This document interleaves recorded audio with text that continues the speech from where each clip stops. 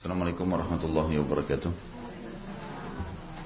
Alhamdulillah, senantiasa kita ucapkan kalimat yang mulia ini karena mata kita masih bisa melihat, telinga kita masih bisa mendengar, darah-darah kita masih mengalir di urat-uratnya, otot-otot kita masih melekat pada tulang-tulangnya, di dalam tulang masih ada sumsum, dan masih ada energi yang Allah subhanahu wa ta'ala berikan ke tubuh kita ini sehingga kita bisa menghadiri majelis ilmu yang mulia ini.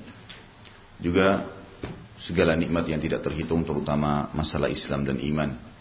Dan juga kita panjatkan selawat dan taslim kepada Nabi besar Muhammad SAW, satu-satunya guru, kiai, suri teladan dan idola setiap orang yang beriman, yang akan menuntun manusia dari jalan yang gelap kepada jalan yang terang benderang, dari dunia menuju ke akhirat, dari surga, dari neraka menuju ke surga, dari kebodohan kepada kepintaran dan pengetahuan tentang Tuhan Allah subhanahu wa ta'ala.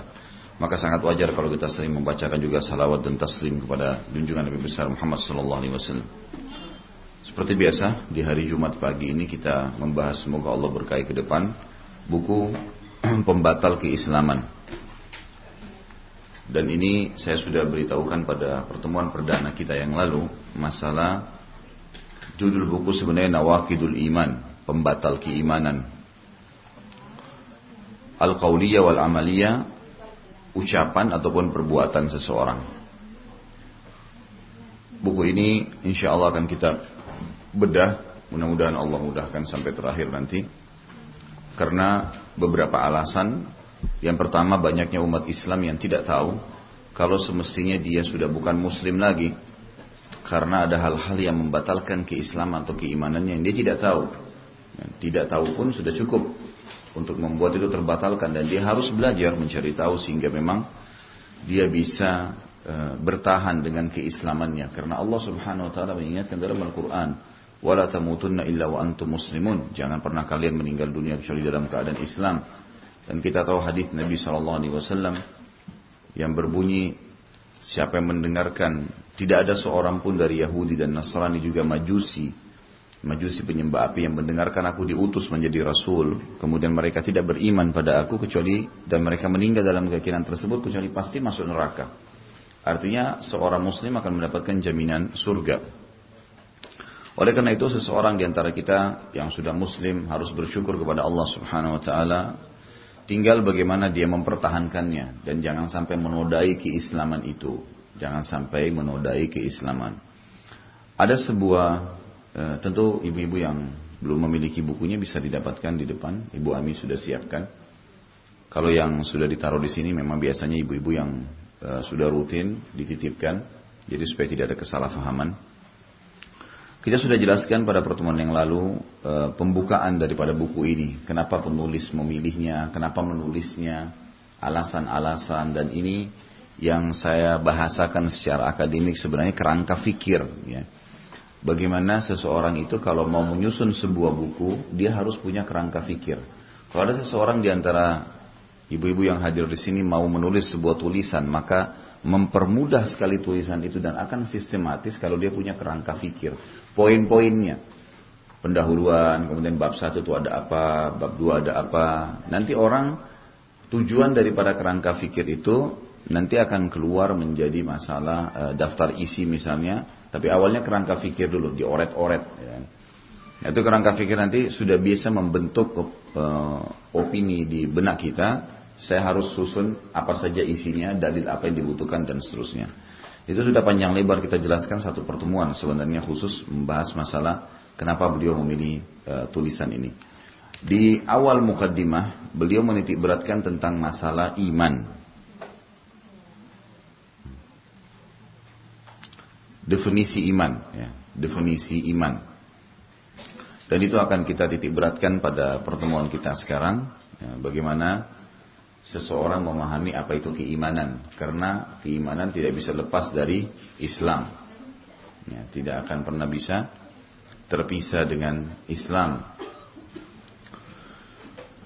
Iman ini kalau tertanam di dalam hati seseorang muslim, maka iman ini bisa mengubah orang itu dari lemah menjadi kuat, miskin menjadi kaya, bodoh menjadi pintar, pengecut jadi pemberani, pelit jadi dermawan. Iman bisa mengubah semuanya. Makanya iman ini menjadi target bahasan agar bisa difahamin. Tentu dalam agama kita hadis yang masyhur tentang Umar bin Khattab yang menceritakan kepada kita masalah Jibril datang kepada Nabi SAW, lalu Jibril bertanya kepada Nabi SAW yang mengatakan pada saat dia meletakkan lututnya, kata Umar bin Khattab, telah datang kepada kami di masjid seseorang yang tidak kelihatan tanda safar padanya, rambutnya sangat rapi, berwarna hitam, bajunya bersih, tidak ada sama sekali tanda safar, tidak ada tanda orang ini datang dari tempat jauh, tapi dia juga bukan penduduk asli Madinah. Lalu kemudian langsung duduk di hadapan Nabi SAW, menempelkan lututnya pada lutut Nabi SAW, lalu bertanya, ya Rasulullah, apa itu Islam? Maka Nabi SAW mengatakan, Islam ialah kau mengucapkan 2 kalimat syahadat, sholat, zakat, puasa Ramadan dan haji. Ringkasnya begitu, ada rincian sedikit. Kemudian orang itu mengatakan, engkau benar. Kata Umar radhiyallahu anhu, kami heran dengan orang ini. Dia yang bertanya, dia membenarkan. Lalu orang itu berkata lagi, hai Muhammad, beritahukan kepadaku apa itu iman. Maka Nabi SAW mengatakan, iman itu engkau beriman kepada Allah, kepada malaikat-malaikat, kitab-kitab, rasul-rasul, ya, kemudian hari kiamat dan juga kepada takdir yang baik dan buruk. Lalu orang itu mengatakan, engkau benar. Kata Umar bin Khattab, kami heran dengan orang ini. Dia bertanya, lalu dia juga yang membenarkannya. Lalu orang itu bertanya lagi, beritahukan kepadaku, hai Muhammad, apa itu ihsan? Ihsan itu kata Nabi SAW, engkau menyembah Allah seakan-akan kau melihatnya. Kalau kau tidak melihatnya, yakinlah dia sedang melihatmu. Maka orang itu berkata lagi, engkau benar. Kata Umar, kami heran yang ketiga kalinya, kenapa orang ini membenarkan lagi, padahal dia yang bertanya. Lalu orang itu berkata, hai Muhammad, beritahukan aku kapan terjadi kiamat. Kata Nabi SAW, yang ditanya dan yang bertanya, ini kalimat santun. Tidak lebih tahu, artinya saya dan kamu tidak tahu. Maka orang itu berkata, kalau begitu sampaikan kepada saya ciri-cirinya, tanda-tandanya kiamat itu. Kata Nabi SAW, engkau akan melihat para pengembala-pengembala domba yang berlumba-lumba membangun building-building atau bangunan-bangunan yang besar. Gitu kan? Dan ini ulama mengatakan sudah terjadi di Imarat Arab sekarang. Itu jarak-jarak 40 tahun yang lalu, padang pasir. Tidak terlihat ada bangunan-bangunan yang mewah seperti sekarang. Dan dulunya mereka pengembala kambing semuanya. Tapi akhirnya Allah Subhanahu Wa Taala ya, tinggikan mereka atau ya, berikan kepada mereka kelebihan dunia ini. Dari hadis tadi yang baru saya sebutkan, kalau ada tingkatan di dalam agama kita, dalam hadis ini, ada dengan istilah Islam, ada iman dan ada ihsan. Yang ulama mengatakan ini tingkatan sebenarnya. Semua orang yang syahadat, mengerjakan sholat 5 waktu, berpuasa Ramadan, mengeluarkan zakat hartanya, kemudian juga dia haji, dikatakan muslim. Tetapi dia tidak akan dikatakan mukmin kecuali dia sudah menggabung kelima rukun Islamnya dengan rukun imannya. Kalau dia gabung dengan rukun imannya, barulah ya, dia bisa dikatakan mukmin. Setiap mukmin pasti muslim, tidak semua muslim mukmin. Karena kalau seandainya ada orang muslim, dia mengerjakan 5 waktu sholat, 5 rukun Islam, kemudian dia waktu sholat dia bertanya pada dirinya sendiri, Allah ada nggak ya? Malaikat catat nggak ya? Hari kiamat saya terima nggak pahalanya? Ini masih muslim, belum mukmin. Jadi orang mukmin dia sudah menggabungkan antara rukun Islamnya sama rukun imannya. Nah semua mukmin pasti muslim, tidak semua muslim itu mukmin. Nah yang banyak sekarang ini standar umat Islam adalah muslim saja. Mereka belum mukmin. Sementara untuk pindah dari tingkat keislaman saja disempurnakan menjadi tingkat keimanan, maka itu butuh ilmu. Kata kuncinya satu, ilmu. Bagaimana dia belajar, seperti misalnya ibu-ibu hadir di majelis ilmu ini jembatannya, ini tangganya. Karena ilmu ini akan mendatangkan informasi dan akhirnya membuat kita jadi faham. Ilmulah yang akan terhadap hukum agama yang membuat iman itu muncul. Nah, kalau iman sudah muncul maka akan pindah ke tahap yang setelahnya namanya ihsan. Ihsan itu menyembah Allah seakan-akan melihatnya. Ya, itu akan muncul perasaan tersebut, akan pekah dimanapun berada, terasa terkontrol dan terawasi oleh Allah. Ada orang, nggak ada orang, gitu kan? Dia sangat yakin dengan hal-hal seperti itu. Maka itu adalah orang-orang yang muhsin. Mudah dia mengamalkan amal saleh, mudah dia meninggalkan dosa-dosa. Ya. Seperti itu tangganya ya. Baik.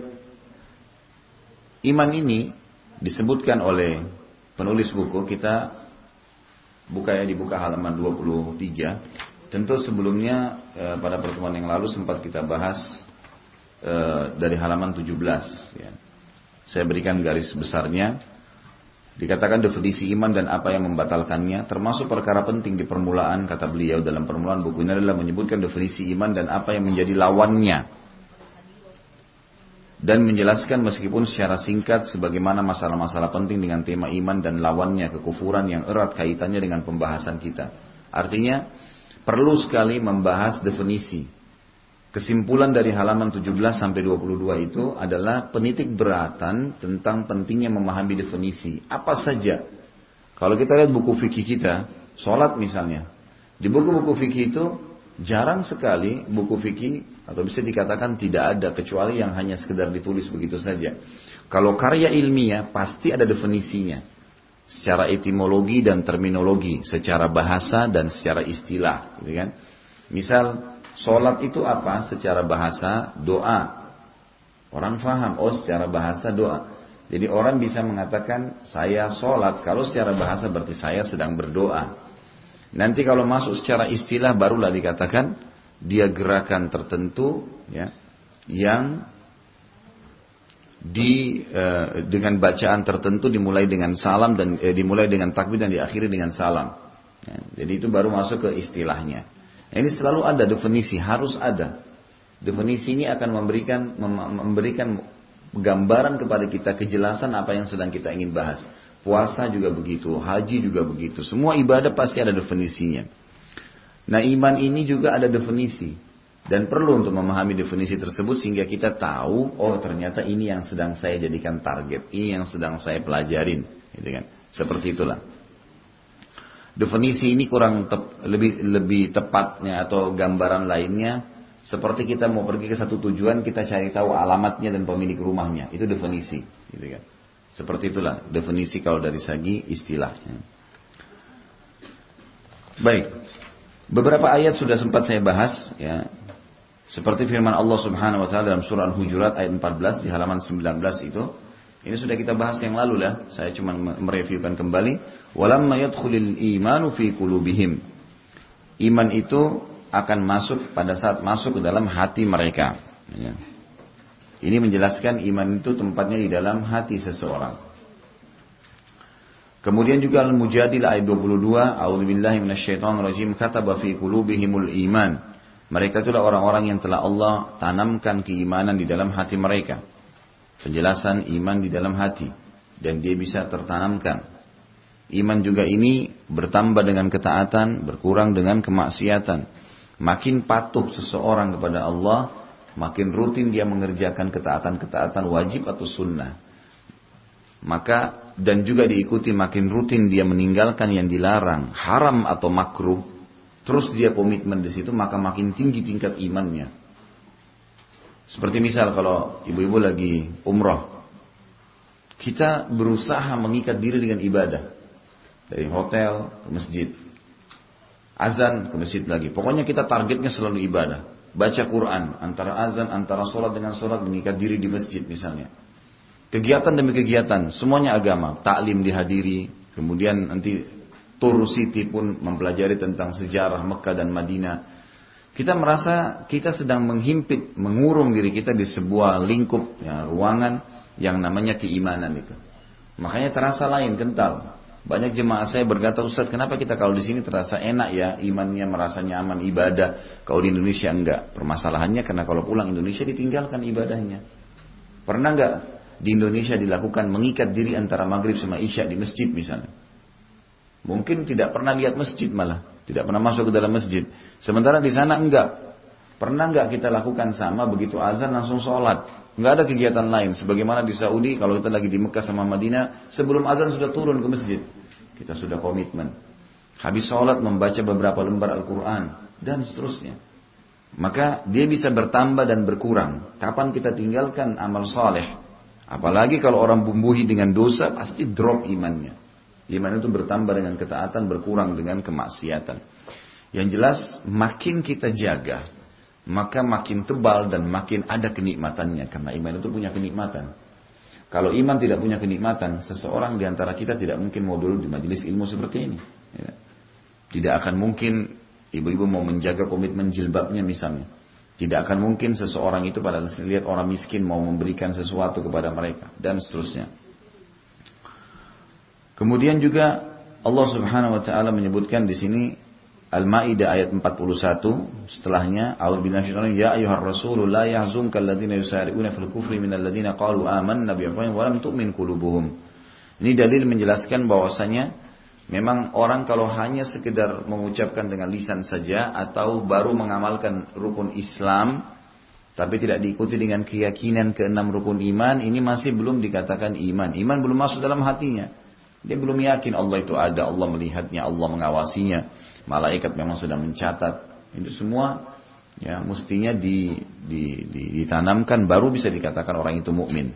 Kata Allah, "Hai Rasul, hendaknya janganlah kau disedihkan oleh orang-orang yang bersegera memperlihatkan kekafirannya, yaitu di antara orang-orang yang mengatakan dengan mulut mereka kami telah beriman, padahal hati mereka belum beriman. Iman belum masuk ke dalam hatinya." Beberapa dalil yang lain di sini saya langsung pindahkan ke hadis Nabi SAW di halaman 20. Hadis yang diriwayatkan oleh Imam Bukhari dalam Kitabul Iman, kata Nabi SAW, "Al-imanu bid'u wa sittuna syu'bah, fa'afdaluha qawlu la ilaha illallah wa adnaha imatatul adha 'anit tariq wal haya'u syu'batu minal iman." Iman itu terdiri dari 60 cabang lebih. Yang paling utama, yang paling tinggi adalah la ilaha illallah. Meyakini, ya, mengikrarkan, jadi ikrar dengan fikiran, ikrar dengan lisan, yakini dengan hati. Tidak ada yang menciptakan, yang mengurus, yang mengawasi, yang memusnahkan, ya, yang memiliki semua yang di langit, kelihatan atau tidak kelihatan, semua yang di bumi dan semua di kedalaman lautan kecuali Allah. Itu tingkat iman tertinggi. Jadi bukan cuma perkataan la ilaha illallah. Memang di sini kita yakin semua yang dilihat atau tidak dilihat di langit, di bumi, ya, di dalam lautan, semuanya tidak terkecuali memang la ilaha illallah. Itu tingkat iman yang paling tinggi. Dan yang paling rendah adalah menyingkir gangguan dari jalanan. Ada duri, ada paku, kita lihat lewat, jangan pergi gitu saja, mampir, angkat supaya orang lain nggak kena. Itu bagian terendah dari keimanan. Dan malu adalah salah satu dari cabang keimanan itu. Ya, malu dalam melakukan kemaksiatan, malu mengambil haknya orang lain. Ya, itu malu ya. Malu dalam melanggar hukum Allah. Itu yang dikatakan malu. Keliru kalau malu itu dianggap misal tidak mengingatkan orang dari kesalahan. Lalu dia katakan, saya malu mau mengingatkan. Ini salah, ini bukan malu. Kalau dalam agama kita tidak dihitung malu itu. Malu itu adalah seorang yang malu terhadap kalau meninggalkan perbuatan yang Allah perintahkan dan melakukan apa yang Allah larang. Itu semestinya dia malu untuk itu. Kemudian sabda Nabi SAW masih di halaman 20 juga kepada delegasi Bani Abdul Qais. Ada orang pernah diutus untuk mengenal Islam dan iman dari Nabi SAW. Kata Nabi, amurukum bil imani billahi wahda. Atadruna mal imanu billahi wahda? Qalu Allah wa rasuluhu a'lam. Qala syahadatu an la ilaha illallah wa anna Muhammadar Rasulullah wa iqamus salati wa ita'uz zakah wa shaumu Ramadan wa an tu'addul khumusa minal maghnam. Aku memerintahkan kalian agar beriman kepada Allah semata. Tahukah kalian apa itu beriman kepada Allah semata?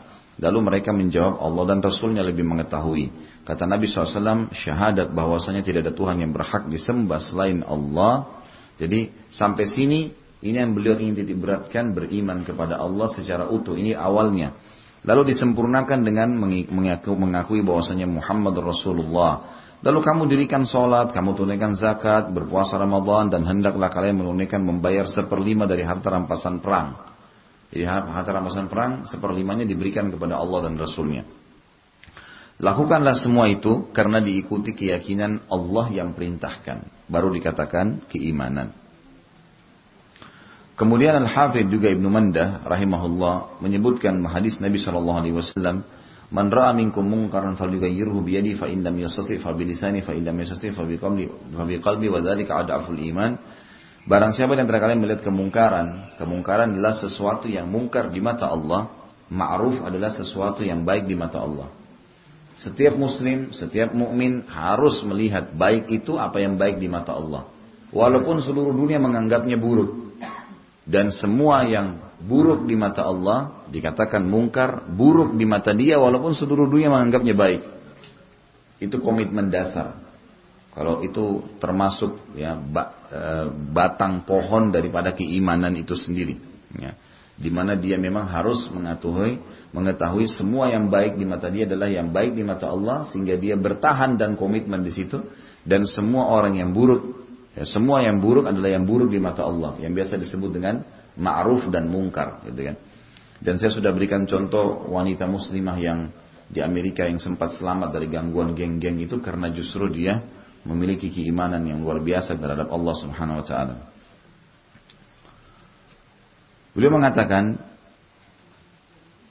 dalam konteks menetapkan dalil bahwasanya iman adalah ucapan lisan, keyakinan hati dan perbuatan anggota tubuh, anggota badan, serta bahwasanya iman itu dapat bertambah dan berkurang. Saya sempat berikan definisi sederhana dari iman kemarin. Iman itu adalah pengikraran dengan lisan, mengucapkan dengan lisan, Tuhanku Allah. Ibu kalau mau makan baca Bismillah, habis makan Alhamdulillah, mau tidur, mau bangun tidur, masuk kamar mandi, keluar kamar mandi, semua ada doa yang dibacakan dan menggunakan nama-nama Allah. Ini namanya keimanan karena mengikrarkan dengan lisan, gitu kan. Kaget mengatakan Subhanallah, atau memuji dengan Masya Allah. Semua itu adalah tanda keimanan. Mengikrarkan dengan lisan, kemudian meyakini dengan hati bahwasanya apa yang saya ucapkan ini benar, memang Allah itu ada, bukan hanya sekedar terlintas begitu saja. Kemudian juga diikuti dengan aplikasi dengan anggota tubuh. Kita bagaimana mengalokasikan, mempraktekkan dalam kehidupan kita apa yang sudah kita ucapkan itu. Jadi komitmen mengucapkan, menjalankan apa yang kita ucapkan. Kita mengatakan Allah Tuhan saya, atau kita mengatakan dalam syahadat di tahiyat asyhadu an la ilaha illallah wa anna muhammadar rasulullah, harus komitmen dengan itu. Al-Fatihah kita baca iyyaka na'budu wa iyyaka nasta'in, hanya kepadamu kami menyembah, hanya kepadamu kami minta tolong. Itu harus komitmen. Jangan begitu salam pergi lagi kuburan sebelah masjidnya, minta kepada kuburan tersebut. Tadi sudah komitmen mengatakan hanya kepadamu kami menyembah, hanya kepadamu kami minta tolong. Jadi harus ada dalam kehidupan sehari-hari memang terrealisasi itu. Jadi jangan sampai banyak orang yang namanya Muhammad, istrinya namanya Aisyah, tapi tidak ada diri Muhammad dan Aisyah pada diri mereka. Enggak ada aplikasi perintah agama, itu belum dikatakan keimanan. Berapa banyak orang muslim begitu, di rumahnya kita masuk semuanya berbeda sekali dengan apa yang berhubungan dengan masalah keimanannya kepada Allah. Rumahnya penuh dengan patung, rumahnya ada hal-hal yang Nabi larang, tidak boleh semestinya. Enggak boleh, Nabi SAW mengatakan tidak akan masuk rumah yang ada malaikat, tidak masuk rumah yang ada patungnya. Dikeluarkan patung itu memang tidak boleh. Kalau mau dikatakan seorang yang beriman, Nabi SAW melarang, mengatakan rumah yang ada anjingnya tidak dimasuki oleh malaikat. Jangan pelihara anjing.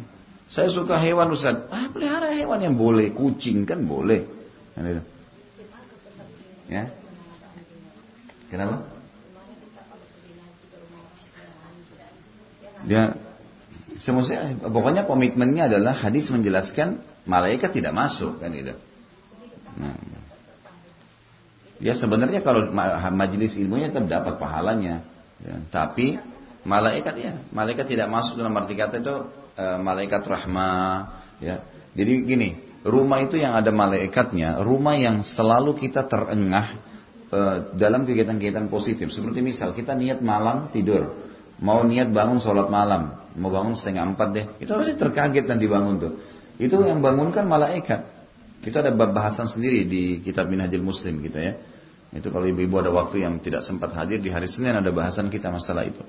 Jadi kita bab tentang malaikat itu sudah kita titik beratkan tugas-tugasnya, ya, kegiatan-kegiatan mereka, termasuk ada memang yang malaikat hafadhah namanya, menjaga manusia itu.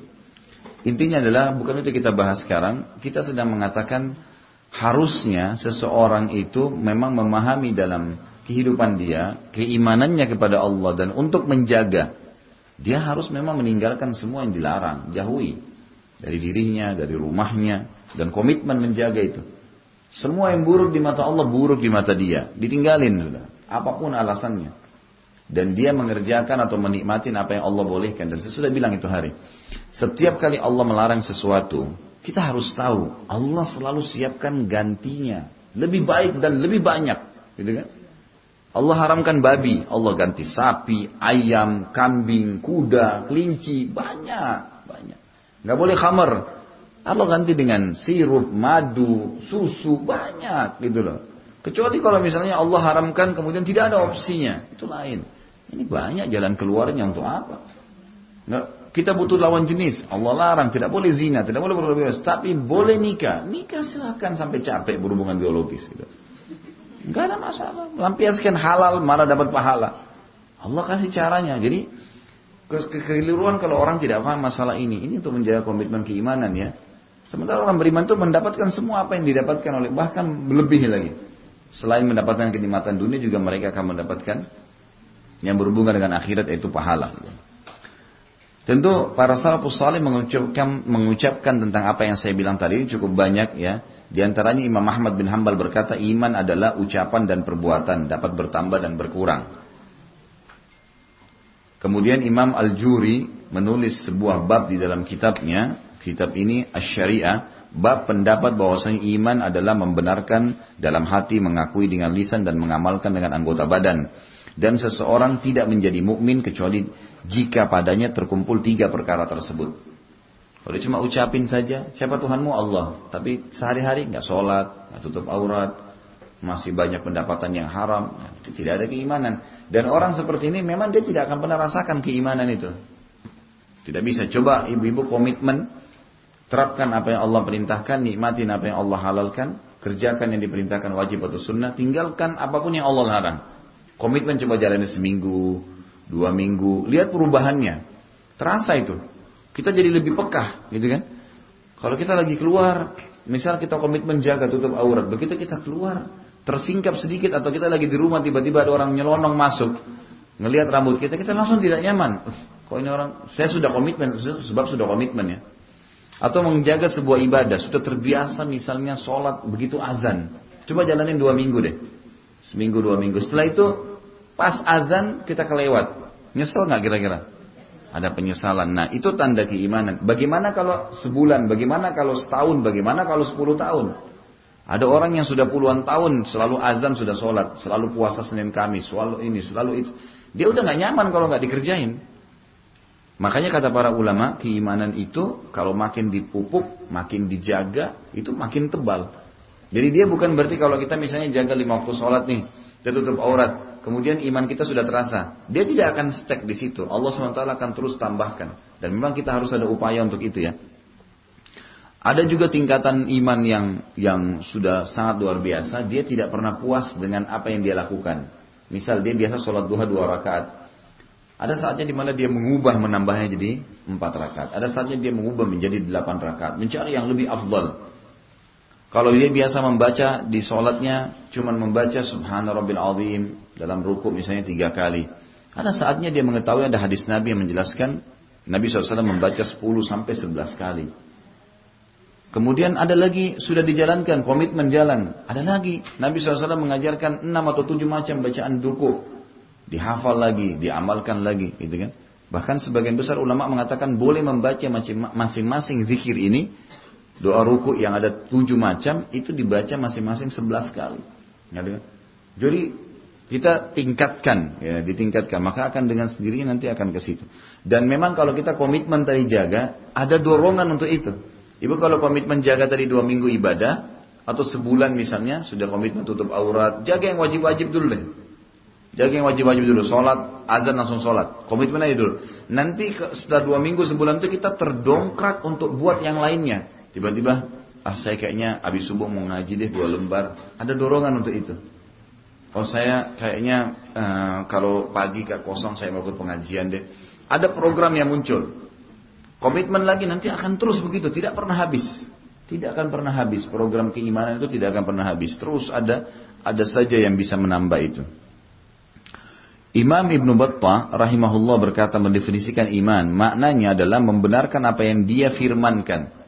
Saya sudah bilang kemarin, penulisan kita baku secara kamus bahasa Indonesia. Penulis Indonesia itu kalau Allah, Tuhan, di tengah-tengah huruf ditulis kata ganti dia, pasti D-nya dibesarin. Atau nya, kata ganti yang tidak hadir, maka N-nya dibesarkan. Jadi itu yang dimaksud di sini, membenarkan apa yang dia firmankan. Dia, D-nya besar, berarti di sini Allah Subhanahu wa Ta'ala. Kemudian dia perintahkan, dia wajibkan, dan dia larang. Dari seluruh apa yang dibawa oleh para rasul dari sisinya, dan yang ditetapkan oleh kitab-kitab, dan telah dia dengan itu dia mengutus para rasul, ya. Maka Allah SWT berfirman, "Wa ma arsalna min qablika min rasulin illa nuhi ilaihi annahu la ilaha illa ana fa'budni."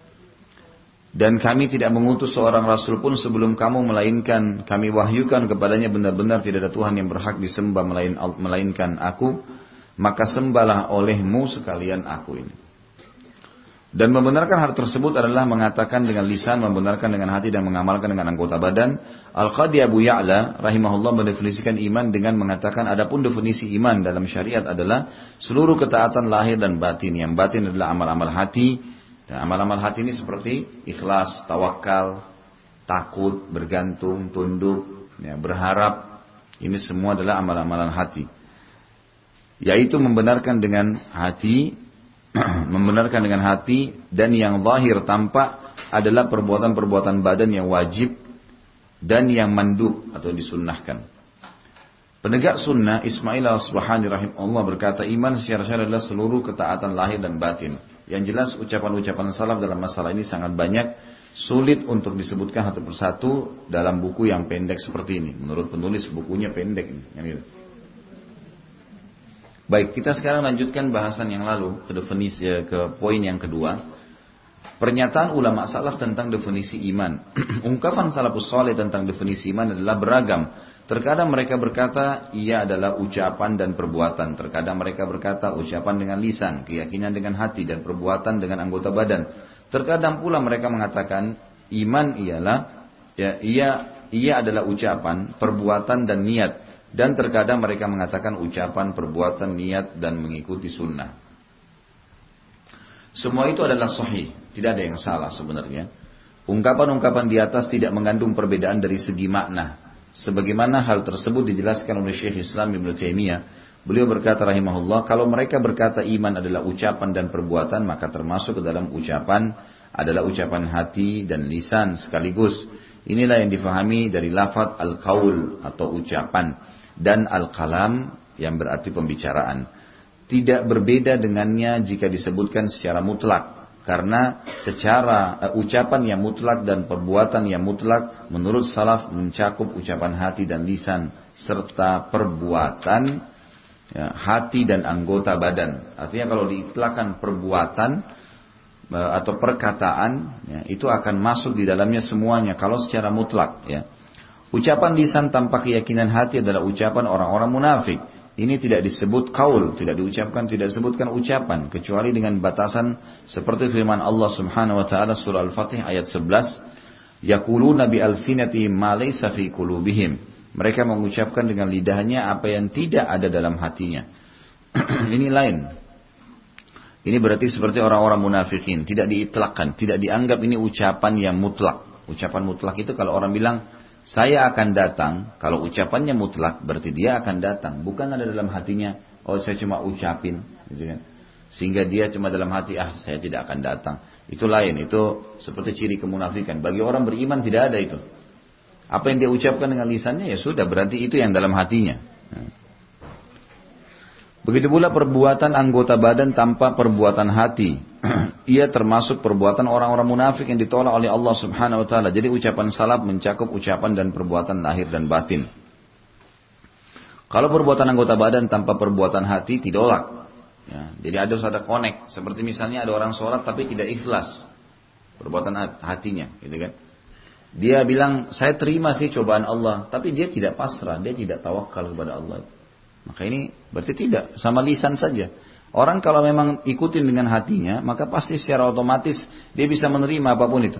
Nikmat dia bersyukur, cobaan dia bersabar, ya dia bisa terima. Dan dia faham bahwasanya dunia ini akan dilaluin sebentar. Barang siapa menginginkan keyakinan, dia melihat bahwa kata ucapan hanya difahami darinya ucapan lahir. Atau dia mengkhawatirkan itu, maka dia menambah keyakinan dengan hati. Barang siapa berkata ucapan, perbuatan dan niat, dia berkata ucapan mencakup keyakinan dan ucapan lisan. Adapun amal perbuatan maka bisa jadi niat difahami darinya. Maka dia menambahkan itu. Barang siapa menambah mengikuti sunnah, maka karena semua itu tidak dicintai Allah kecuali dengan mengikuti sunnah. Dan yang mereka maksud bukan segala ucapan dan perbuatan, akan tetapi maksud mereka adalah ucapan-ucapan dan perbuatan-perbuatan yang disyariatkan. Maksud mereka adalah membantah Murji'ah yang menjadikannya ucapan saja. Jadi ada kelompok namanya Murji'ah, dia hanya menjadikan iman itu hanya ucapan. Sehingga tadi sudah dijelaskan harus diikuti dengan keyakinan hatinya. Maka mereka berkata, akan tetapi ia adalah ucapan dan perbuatan. Dan ulama-ulama yang menjadikan iman 4 bagian, maka mereka menjelaskan apa yang mereka maksud. Sebagaimana Sahal ibn Abdullah At-Tustari pernah ditanya tentang apa itu iman, dia mengatakan ucapan, perbuatan, niat dan sunnah. Karena jika iman adalah ucapan tanpa perbuatan, maka ia kekufuran. Ucapan saja tapi tidak dikerjakan. Jika ia ucapan dan perbuatan tanpa niat, maka ia kemunafikan. Dan jika ia ucapan, perbuatan dan niat tanpa mengikuti sunnah, maka dia adalah perbuatan bid'ah. Ringkasnya adalah, di sini diberikan gambaran bagaimana para ulama-ulama kita terdahulu, saking pentingnya masalah iman sampai mereka berselisih atau masing-masing memberikan definisi. Tapi Ibnu Taimiyah rahimahullah disebutkan oleh penulis buku ini coba menggabungkan semuanya dan mengatakan tidak ada perselisihan. Tapi kalau kita ambil mayoritas pendapat tadi mengatakan ikrar dengan lisan, yakini dengan hati dan aplikasi atau dialokasikan dalam atau dengan anggota tubuh. Penjelasan tentang definisi iman dan kesalahan golongan-golongan yang menyelisihi ahli sunnah. Coba kita lihat beberapa golongan-golongan yang menisbatkan diri kepada Islam, tapi mereka salah dalam pemahaman iman ini. Dalam masalah ini kami akan menurunkan ucapan sebagian salafus salih, maksudnya saya akan menukil menurut penulis ya, tentang penjelasan definisi iman menurut mereka dan penjelasan tentang kesalahan orang-orang yang menyelisihi dalam masalah ini. Penjelasan ringkas ini kami jelaskan sebagai berikut. Yang pertama, definisi iman mencakup ucapan dan perbuatan hati. Ucapan hati adalah keyakinan dan pembenaran, membenarkan para rasul alaihi wassalatu wassalam dalam apa yang mereka beritakan merupakan suatu keharusan. Jika pembenaran hati lenyap, maka bagian-bagian yang lain tidak berguna, karena membenarkan dengan hati merupakan syarat dalam meyakininya dan bahwa ia berguna. Iman juga mencakup perbuatan hati seperti ikhlas, cinta, takut, harapan, ta'zim, mengagungkan, tunduk, tawakal, dan perbuatan-perbuatan hati lainnya. Jika amal hati lenyap dan keyakinan pembenaran atau at-tasdiq ada, maka ahli sunnah bersepakat bahwa iman menjadi lenyap dan bahwasanya pembenaran tidak berguna dengan lenyapnya amal-amal hati. Saya akan menurunkan di sini, beliau mengatakan, sebagian kutipan yang terpilih dari masalah ini. Ibnu Taimiyah berkata rahimahullah, sesungguhnya dasar iman adalah iman yang ada di dalam hati. Dan harus ada padanya 2 perkara. Membenarkan dengan hati, pengakuan dan ma'rifatnya. Ma'rifat artinya mengenal Allah subhanahu wa ta'ala. Untuk ini disebut ucapan hati. Al-Junaid bin Muhammad berkata, tauhid adalah ucapan hati, tawakal dengan perbuatan hati, harus ada padanya ucapan hati dan perbuatannya. Kemudian ucapan badan dan perbuatannya. Harus ada padanya perbuatan hati seperti cinta kepada Allah dan Rasulnya. Takut kepada Allah. Cinta kepada apa yang dicintai Allah dan Rasulnya. Benci kepada apa yang dibenci oleh Allah dan Rasulnya.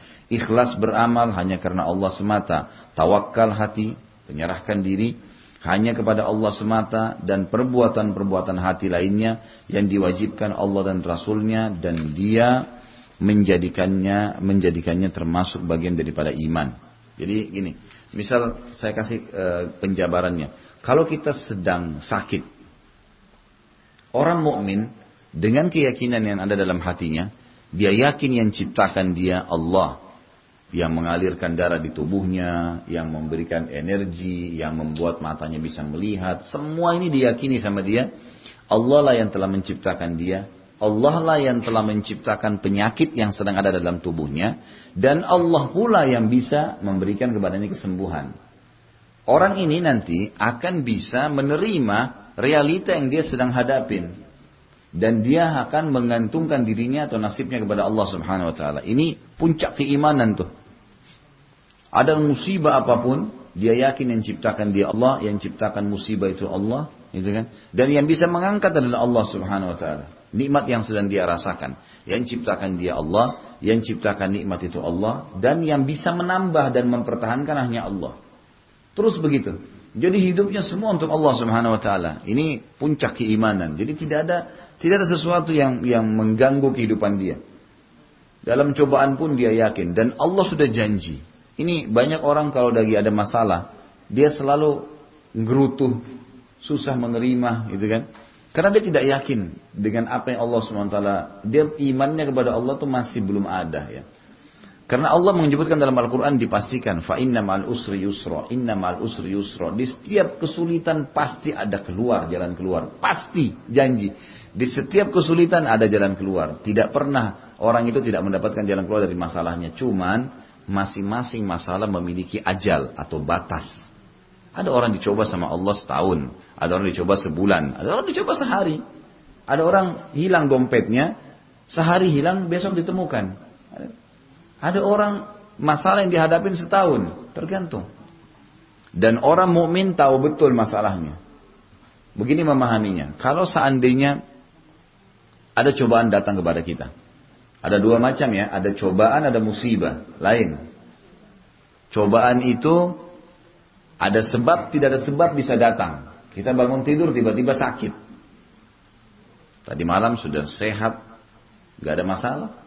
Makanan sudah alhamdulillah kenyang, tidurnya juga enak, tapi bangun tidur flu. Misal. Jadi tidak ada sebab, itu cobaan namanya. Ini pasti dicoba, gak ada orang yang dicoba. Gak ada orang seumur hidupnya sehat terus, gak ada. Pasti ada sakitnya. Nggak mungkin. Nggak ada orang muda terus. Pasti ada tuanya.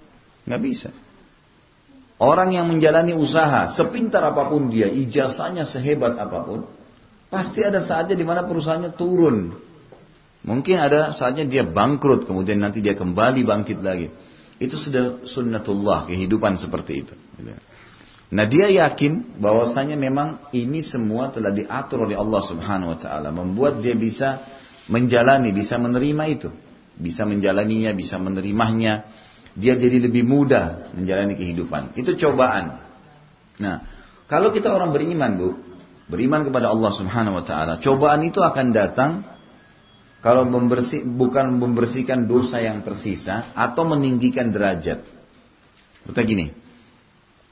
Misal umur kita 60 tahun, 70 tahun. Anggaplah Allah kasih sampai 100 tahun. Ada derajat di surga. Ibu nggak bisa dapat itu kecuali dengan 200 tahun sholat malam. 200 tahun bakti dengan orang tua. 200 tahun sedekah. Umur kita cuma 100. Gimana caranya kita bisa dapat? Kalau Allah Subhanahu wa ta'ala ingin kita sampai derajat itu, maka dia akan datangkan cobaan. Dicoba penyakit 10 tahun misalnya. 10 tahun ini sebenarnya kalau di akhirat kita tahu dengan keimanan kita. Ini butuh ilmu. Allah sudah jelaskan. Kalau kita sabarin tuh. Laluin. Sabar ini terima apa yang Allah sedang cobakan. Lalu ikhtiar cari jalan keluar. Sakit. Kemudian dia coba ke dokter. Ikhtiar. Minum obat. Sambil berdoa kepada Allah. Itu namanya sabar. Sabar itu bukan duduk manis. Ulus dada. Kemudian duduk. Itu enggak. Jadi dia terima itu. Nah. 10 tahun diuji dengan penyakit. Ini sudah cukup menyampaikan dia ke derajat yang 200 tahun tadi. Seperti itu memahami dengan keimanan. Kalau memahami seperti ini, orang yang stroke pun dia merasa ya sudahlah. Sisi yang lain. Semua cobaan yang datang, gitu kan, itu hanya berlaku di dunia saja. Anggap paling buruk. Ada orang lahir, matanya buta, telinganya tuli. Tangannya sama kakinya semuanya puntung. Cuma badan saja. lahir. Misal ini contoh, anggap buruk sekali keadaannya, subhanallah. Orang seperti ini pun, kalau ada keimanan yang masuk ke dalam dia akan laluin biasa saja. Karena dia tahu ini hanya dunia. Orang kalau meninggal, jasadnya masuk ke tanah dimakan. Di akhirat kita diberikan jasad baru, sempurna, nggak ada lagi cacat. Hadis Nabi SAW menjelaskan masalah itu. Kalian akan dibangkitkan oleh Allah Subhanahu Wa Taala dan laki-laki semua akan bangkit sesuai dengan poster ayahnya Adam, 60 siku ke langit, 27,5 meter. Semua perempuan akan dibangkitkan dengan poster ibunya Hawa, 40 siku ke langit, 17,5 meter. Jadi semuanya sama, sempurna, nggak ada yang cacat, gitu kan? Tinggal ditiupkan ruh ke dalamnya oleh Allah Subhanahu Wa Taala. Orang beriman tahu masalah itu. Ini akan sangat memudahkan dia melalui cobaannya, gitu kan? Akan mudah sekali. Ada musibah. Kalau cobaan itu datang kepada individu ya, sakit, kehilangan barang, meninggalnya orang yang kita cintai, ya semua tuh cobaan yang berlalu. Tadi fungsinya saya sudah bilang, membersihkan dosa atau meninggikan derajat. Ada musibah. Musibah ini bu, datangnya dia sifatnya umum, global. Merata, misal banjir, orang semua kena, tsunami, longsor. Nah kalau ini sebabnya karena dosa, nggak ada yang lain. Kalau cobaan tadi ada dosa nggak ada dosa, tetap akan datang tuh, tetap akan datang kepada dia. Tapi kalau kalau musibah nggak, harus karena dosa saja. Allah Subhanahu Wa Taala tidak akan menghukum satu kaum tanpa sebab. Wa ma kana rabbuka liyuhlikal qura bidzulmin wa ahluha muslihun, kata Allah.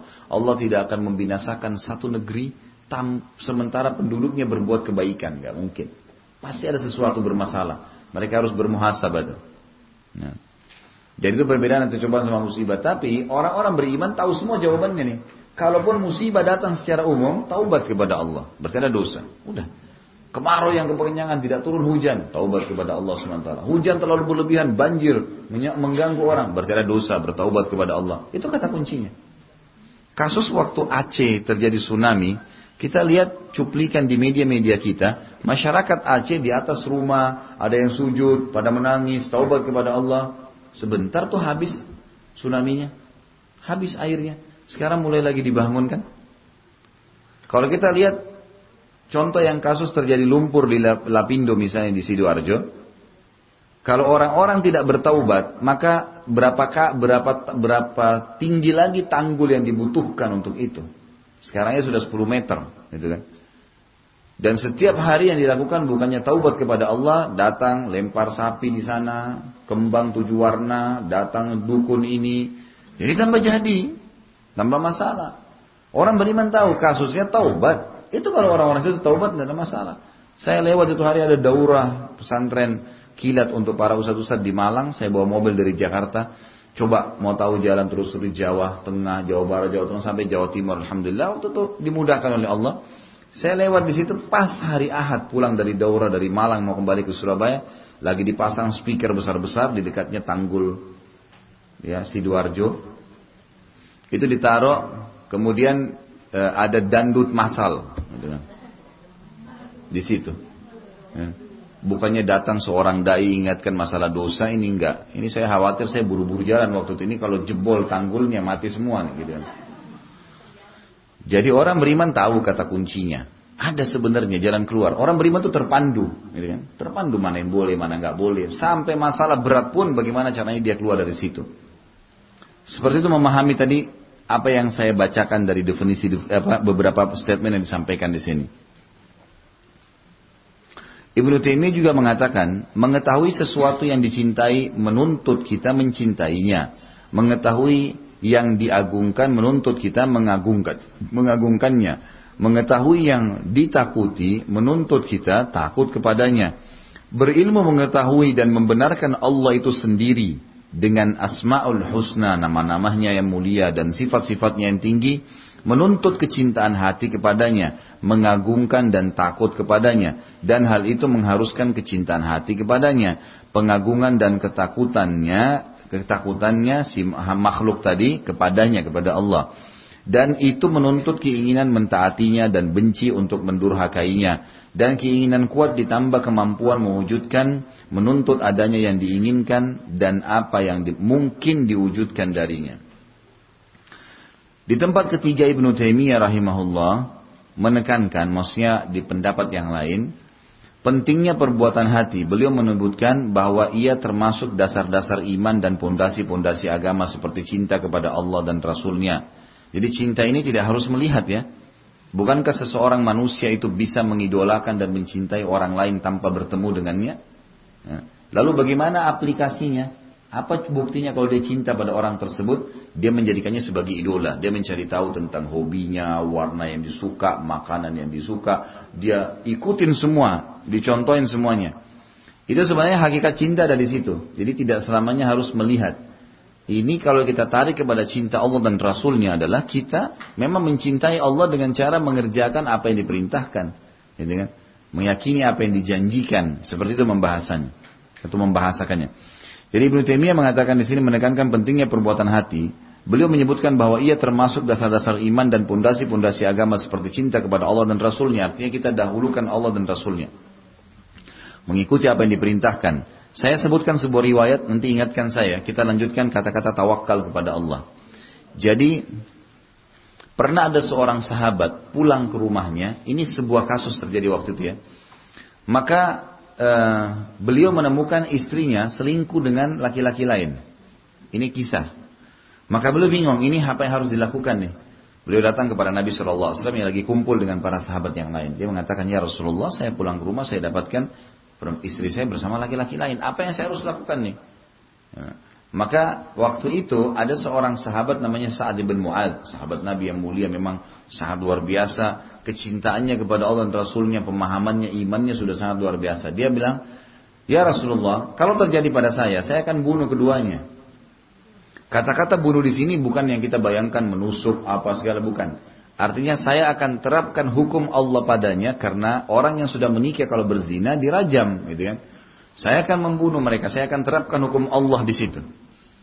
Maka Nabi SAW berkata kepada para sahabat, tidak membahas lagi masalah kasus sahabat yang sedang istrinya selingkuh tadi, itu di nomor 2 kan. Yang Nabi SAW sekarang bahas hal yang lebih penting. Kata Nabi SAW, apakah kalian melihat cemburunya saat terhadap agama Allah? Allah bilang haram, sudah selesai haram, tinggalkan udah. Dilarang jangan dilakukan. Yang diperintahkan kerjakan. Karena ini ada ancaman, ini ada janji-janji, ada pahala, ada banyak. Maka kata beliau, apa kalian lihat cemburunya saat terhadap agama Allah? Kenapa kok Allah larang masa dia mau kerjakan? Kata para sahabat, iya ya Rasulullah. Kata Nabi SAW, saya lebih cemburu daripada Sa'ad. Artinya gini, Nabi cemburu kepada kita, Nabi sudah ajarin nih ya, kerjain 1, 2, 3, 4, 5, nikmatin yang ini 1, 2, 3, 4, 5, ini pahalanya, fadilahnya. Nanti kamu masuk surga, surga itu begini sudah dirincikan. Ini jangan kerjain ya, nggak boleh riba, zina, dusta segala ini nggak boleh. Ini nanti hukumannya, dosanya begini, hukumannya nanti masuk neraka, neraka itu begini dirincikan semua. Kata Nabi SAW, saya cemburu dengan umatku kalau masih mau ikutin yang ini nih, udah dilarang, gitu kan. Saya sudah sampaikan yang baik kok masih tidak mau. Padahal sebenarnya yang baik jauh lebih banyak. Ya, jauh lebih banyak. Semua ibadah itu, kepatuhan kepada Allah dimulai dengan keikhlasan, diakhiri dengan kenikmatan. Semua dosa dimulai dengan ketakutan, kekhawatiran, dan diakhiri dengan penyesalan. Kata Nabi SAW, saya cemburu dengan orang-orang seperti ini. Kenapa kok lebih pilih syaitan daripada saya? Karena pastilah jalan di muka bumi cuma ada jalannya Allah atau jalannya syaitan. Gak ada jalan ketiga. Jalan Allah, ya kita ikutin semua apa yang diperintahkan, tinggalkan dilarang. Semua yang dijanjikan akan kita dapatkan. Atau jalan syaitan, semua menyimpang dari jalan Allah dan pasti masuk neraka. Nggak ada jalan ketiga. Dan tidak bisa disatukan. Tidak bisa orang taat dengan maksiat. Gimana caranya? Kalau ada orang di tengah-tengah seperti ini, maka tidak akan pernah merasakan nikmatnya ibadah. Tidak juga merasakan nikmatnya dosa. Kalau ada orang mabuk tengah malam, jam 3 malam dia mabuk, tapi dia jaga sholat. Sementara dia mabuk, dia pikir, sebentar mau sholat subuh nih. Gitu. Gak enak mabuknya. Gitu kan. Setengah-setengah. Gitu kan. Dia juga kalau sholat nanti gak khusyuk sholatnya. Karena dia masih gabungin jalan syaitan sama jalan Allah. Gak bisa. Makanya kalau ada orang, memang tutup aurat iya. Tapi masih banyak pelanggaran-pelanggaran agama bisa dilakukan. Maka kalau dia sholat gak bisa khusyuk, ya wajar lah. Karena masih ada yang ganjal, ada pelanggaran agama. Memang harus penentuan.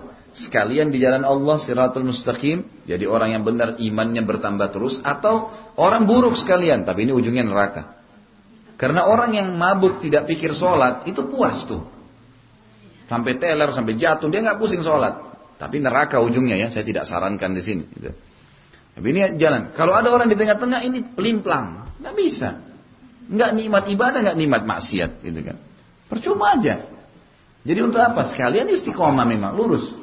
Dan subhanallah, secara kehidupan alami manusia, setiap kali orang istiqomah di jalan Allah jadi baik nih, kayak ibu pakai jilbab, ibu selalu santun dengan orang, penilaian orang pasti baik. Kan itu pasti baik. Atau kita jaga tutup aurat, lalu ada orang yang buat fitnah, itu orang itu berzina. Orang masih ragu, bener nggak ya? Kayaknya dari penampilannya nggak mungkin deh, karena orang tahu dilihat. Ya. Jadi seperti itu memahaminya. Harusnya kita memilih jalan yang jelas, jalan Allah Subhanahu Wa Taala. Atau jalan syaitan, maka ini berbahaya. Dan jangan berada di tengah-tengah. Tidak ada aibnya kita untuk hijrah, berubah, menjadi lebih baik. Memang sudah saatnya. Semua teman-teman kita, ingat, semua teman-teman yang mengucapkan dengan lisannya, udahlah kamu masih muda, nanti dulu, macam-macam, itu cuman sepanjang lidahnya. Setelah itu dia pergi. Pada saat kita meninggal, apa yang dia bisa lakukan? Kalau kita sudah masuk di kuburan, apa yang dia bisa lakukan? Dia mau temanin kita di kuburan, suruh temanin dia sehari aja. Mau nggak? Pulang, 1 jam dia pulang. Baik kalau dia datang ke kuburan kita lagi, gitu kan. Apalagi kalau kita mau bicara masalah doa, masalah apa segala, terlalu jauh. Jadi jangan terpengaruh dengan orang. Seorang yang beriman itu punya prinsip dasar, Allah dan Rasulnya di atas segalanya. Maka kata Nabi SAW kembali kepada hadis tadi, dan Allah lebih cemburu lagi daripada saya dan Sa'ad. Allah lebih cemburu, ini hamba saya ini, saya udah kasih kok jalan keluar. Sudah buat dosa pun, saya kasih kesempatan taubat. Masih nggak mau. Ada orang subhanallah gitu, dikasih penyesalan, gundah, sumpah, dari diskotik malam, sumpah, pulang ke rumah, sumpah, tidur, mimpi nggak enak. Dikasih kesusahan sama Allah SWT, supaya dia kembali ke jalan Allah. Ada orang nggak paham, dia nggak belajar, nggak ke agama, mabuk lagi. Akhirnya Allah sekalian tabrakin, mati. Gitu. Dalam kondisi mabuk. Jadi kasih peringatan mereka yang tidak mau. Kata para ulama, walaupun orang kafir, itu pasti Allah kasih tanda-tanda penyesalan. Itu yang paling dasar itu selalu penyesalan, ketakutan, gundah, sumpah, nggak tahu mau buat apa, gitu. Bertengkar, ribut terus sama orang, gitu kan. Usaha nggak berjalan, Allah sempitkan dia supaya dia kembali ke jalan Allah sebenarnya. Ini dimaksud dengan bagaimana mencintai Allah, artinya dan Rasulnya mendahulukan Allah SWT. Istiqamah di jalannya. Itu ada kenikmatannya kok bu. Coba komitmen aja, jalanin.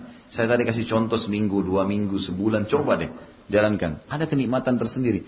Nanti malah kalau makin peka iman kita makin menganggap, ya Allah, dulu saya jahilnya ya. Gitu.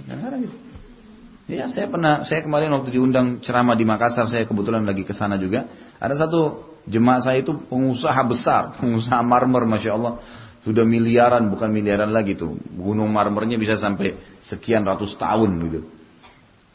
Dia ikut sama saya haji, suami istri, belum paham sama sekali sunnah Nabi, belum paham agama, sering bertanya konsultasi. Kebetulan saya ketemunya di Jakarta, sama-sama dari Makassar, ngobrol-ngobrol. Saya ke Makassar ketemu lagi, sering konsultasi, sampai akhirnya berubah gitu. Dia sama istrinya berubah total. Saya ketemu dia kaget, dia sudah pelihara jenggotnya, komitmen menjaga sholat 5 waktu di masjid. Ada perubahan total nih terjadi. Istrinya juga jilbab, sudah jilbabnya udah berubah penampilan. Terus saya dijemput, dengan ada pengajian di rumahnya. Saya duduk sama dia, sama istrinya di mobil, istrinya di belakang. Lalu saya bilang, bagaimana rasanya sekarang? Sekarang ini setelah komitmen, rupanya dia komitmen semenjak ada masalah sedikit merasa kendor imannya, telepon saya, Ustaz ini gimana nih, ada tawaran begini, ada begini. Jangan, berpegang, istiqomah, sabar, nikmatin. Masih ada makanan hari ini kan? Masih, udah, makan aja hari ini sudah. Udah. Kata Nabi SAW, siapa yang bangun pagi hari badannya sehat, punya makanan hari itu, maka dia orang yang paling kaya. Udah luar biasa. Hari kemarin sudah berlalu, salah beristighfar, benar kita bersyukur. Hari ini milik kita, besok itu kita tidak tahu apa yang terjadi. Nggak usah pikir besok itu, hari ini apa ini? Maksimalin. Orang mukmin punya jadwal. Kalau biasa masih hidup ya dia sudah ikuti dari pagi sampai malam. Ada sholat 5 waktu, ada zikir pagi sore, ada baca Quran, ada majelis ilmu, ada bakti orang tua, ada jenguk orang sakit. Padat programnya. Udah tinggal jalanin lagi besok. Sekarang ini hari ini maksimalin. Orang yang begini nanti kalau sholat, aduh ini apa tahu sholat saya yang terakhir nih. Kan itu. Bagaimana kalau pas dokter bilang, Bu ini kayaknya ibu tinggal 2 jam lagi nih. Ini sudah nggak bisa, operasi pun belum tentu berhasil. Pas azan, ibu ada kesempatan sholat, khusyuk nggak sholatnya? Semestinya jangan tunggu dokter bilang begitu. Karena kita tidak tahu, dokter tidak bilang pun pastinya bisa setiap saat terbang nih, hilang, melayang gitu kan. Nah orang yang beriman selalu merasa begitu tuh. Terkontrol, terawasi, merasa nyaman, enak, terpandu. Maka kita harus tahu, mencintai Allah dan Rasulnya, mendahulukan dalam segala hal, itu akan membuat kita istiqomah di jalannya dan kita akan selalu dapat jalan keluar dari masalah. Tawakal kepada Allah, tawakal ini setelah ikhtiar kita pasrahkan. Kata Nabi SAW, tidak ada seorang pun di antara kalian kecuali akan terlintas padanya tatayyur. Tatayyur ini menggantungkan nasib pada benda. Syaitan tunggangin itu. Ya seperti kalau di Indonesia tangan kanan gatal mau dapat duit atau keluar duit tangan kiri. Matanya kedap-kedip di atas mau senang, yang di bawah sedih. Ini nggak boleh, namanya tatayur ya. Karena kebetulan urat saraf tangannya bermasalah. Kalau tangan kirinya gatal mau dapat duit tiap hari kita gatalin gitu. Jadi itu tidak boleh. Itu perbuatan tatayur. Kata Nabi SAW, semua kalian akan terlintas padanya sifat itu. Ya. Syaitan tunggangin tuh, itu perbuatan syirik, gitu kan? Dan Allah menghilangkannya dengan bertawakal. Tawakal ini apa? Bekerja dulu, lalu pasrahkan kepada Allah. Sudah minum obat, sudah. Tawakal kepada Allah, pasrahin. Allah mengatakan dalam Al-Quran kepada iblis, kau tidak akan punya kemampuan mengganggu dan menguasai hamba-hambaku yang bertawakal. Nggak bisa. Orang tawakal nggak bisa diganggu oleh syaitan. Syaitan bisikin apapun, kau tidak bisa sembuh, kau tidak bisa begini saja. Allah sudah janjikan kok, tawakal kepada Allah. Sudah selesai semua. Kerja ikhtiar sudah tawakal kepada Allah. Belum berhasil, ya sudah coba lagi. Dan dalam Islam kita yakin kalau beriman kepada Allah, apapun upaya, sekecil apapun ada nilai pahalanya. Gak ada yang sia-sia. Saya ternyata sudah buka usaha setahun gagal. Setahun itu ada nilai pahalanya, gak ada yang sia-sia. Kata Nabi SAW, tidak ada yang menimpa seorang muslim capek, letih, gangguan orang, gitu kan, sakit, dan duri yang menusuk tubuhnya kecuali jadi pengampunan dosanya. Karena sesuatu capek. Jadi kalau pulang rumah capek, alhamdulillah capek. Jangan adu capek. Karena itu pembersihan dosa itu, gitu kan. Alhamdulillah dengan itu. Apa saja upaya, sekecil apapun akan dapat pahala. Kita bantu orang, kata Nabi SAW, bukan cuma bantu orang ya. Hewan lah, tumbuh-tumbuhan yang kita rawat lah. Kata Nabi SAW dalam hadis Bukhari, fi kulli kabitin ratabatin ajir. Di setiap denyut kehidupan itu ada pahala. Pohon disiram, niat karena ini makhluknya Allah, ada pahalanya. Hewan lagi lewat, kita tidak lihat, kita nggak injak, nggak tendang, udah biarin lewat, makhluknya Allah, ada pahalanya. Setiap perbuatan baik. Kemudian mengikhlaskan agama kepadanya. Jadi mengerjakan ibadah agama ini karena Allah Subhanahu Wa Taala. Bersyukur kepadanya setiap nikmat, alhamdulillah, alhamdulillah. Lisan ini terus alhamdulillah. Enggak berimbang antara nikmatnya Allah dengan apa yang kita lakukan. Disebutkan dalam sebuah riwayat yang sahih bahwasanya ada seorang dari Bani Israel itu beribadah kepada Allah 500 tahun di sebuah pulau. Enggak ada sama sekali maksiatnya. Sendirian tinggal di situ 500 tahun. Lalu kata Nabi SAW, orang ini nanti datangkan hari kiamat. Lalu Allah Subhanahu Wa Taala berkata, masukkan hambaku ini ke dalam surga karena rahmatku. Dia bilang, ya Allah, amalku. Dia mau protes Allah, 500 tahun nih saya ibadah. Gitu kan? Kata Allah SWT, masukkan dia ke surga karena rahmatku. Dia bilang lagi, amalku ya Allah. 3 kali Allah bilang, masukkan dia ke dalam surga karena rahmatku. Dia mengatakan, ya Allah, amalku. Kata Nabi SAW, Allah berfirman kepada para malaikat, timbang nikmat matanya saja dia dengan amalnya yang 500 tahun coba. Begitu ditimbang di timbangan amal, nikmat matanya mengalahkan semua amal yang pernah dikerjain sama dia. Karena kalau tanpa nikmat mata dia nggak bisa melihat, nggak bisa beribadah, gitu kan?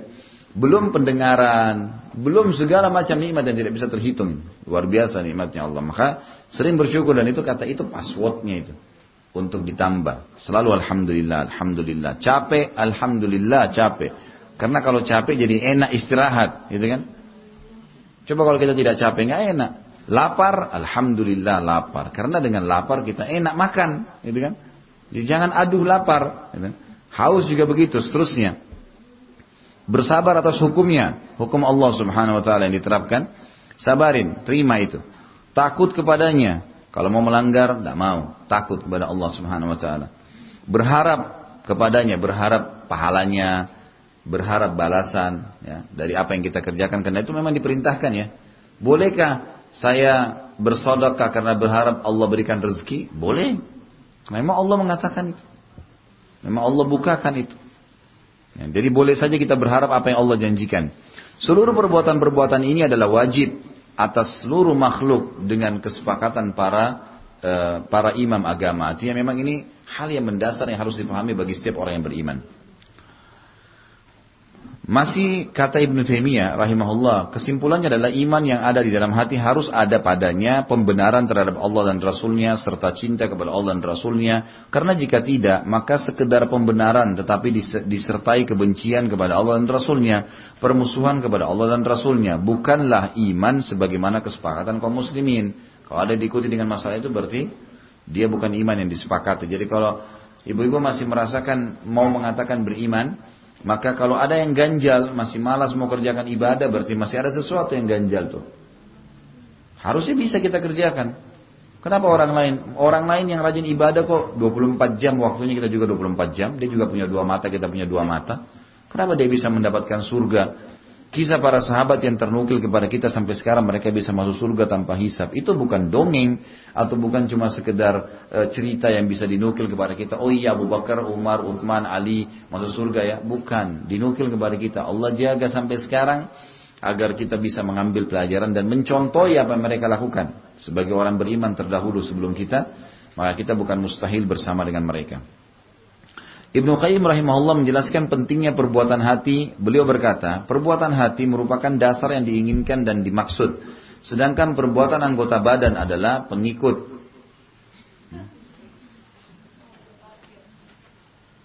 B12 NKU. Siapa nih?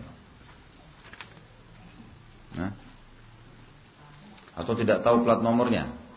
Tidak hafal plat nomor sendiri? B12 NKU. Mobilnya apa bu ini, Mam?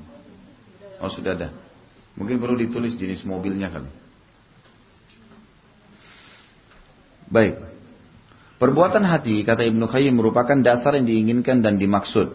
Sedangkan perbuatan anggota badan adalah pengikut, pelengkap dan penyempurna, gitu kan? Artinya kalau kita ikuti dengan keyakinan dalam hati, maka amal itu akan lebih dinikmatin, ya, akan berbobot.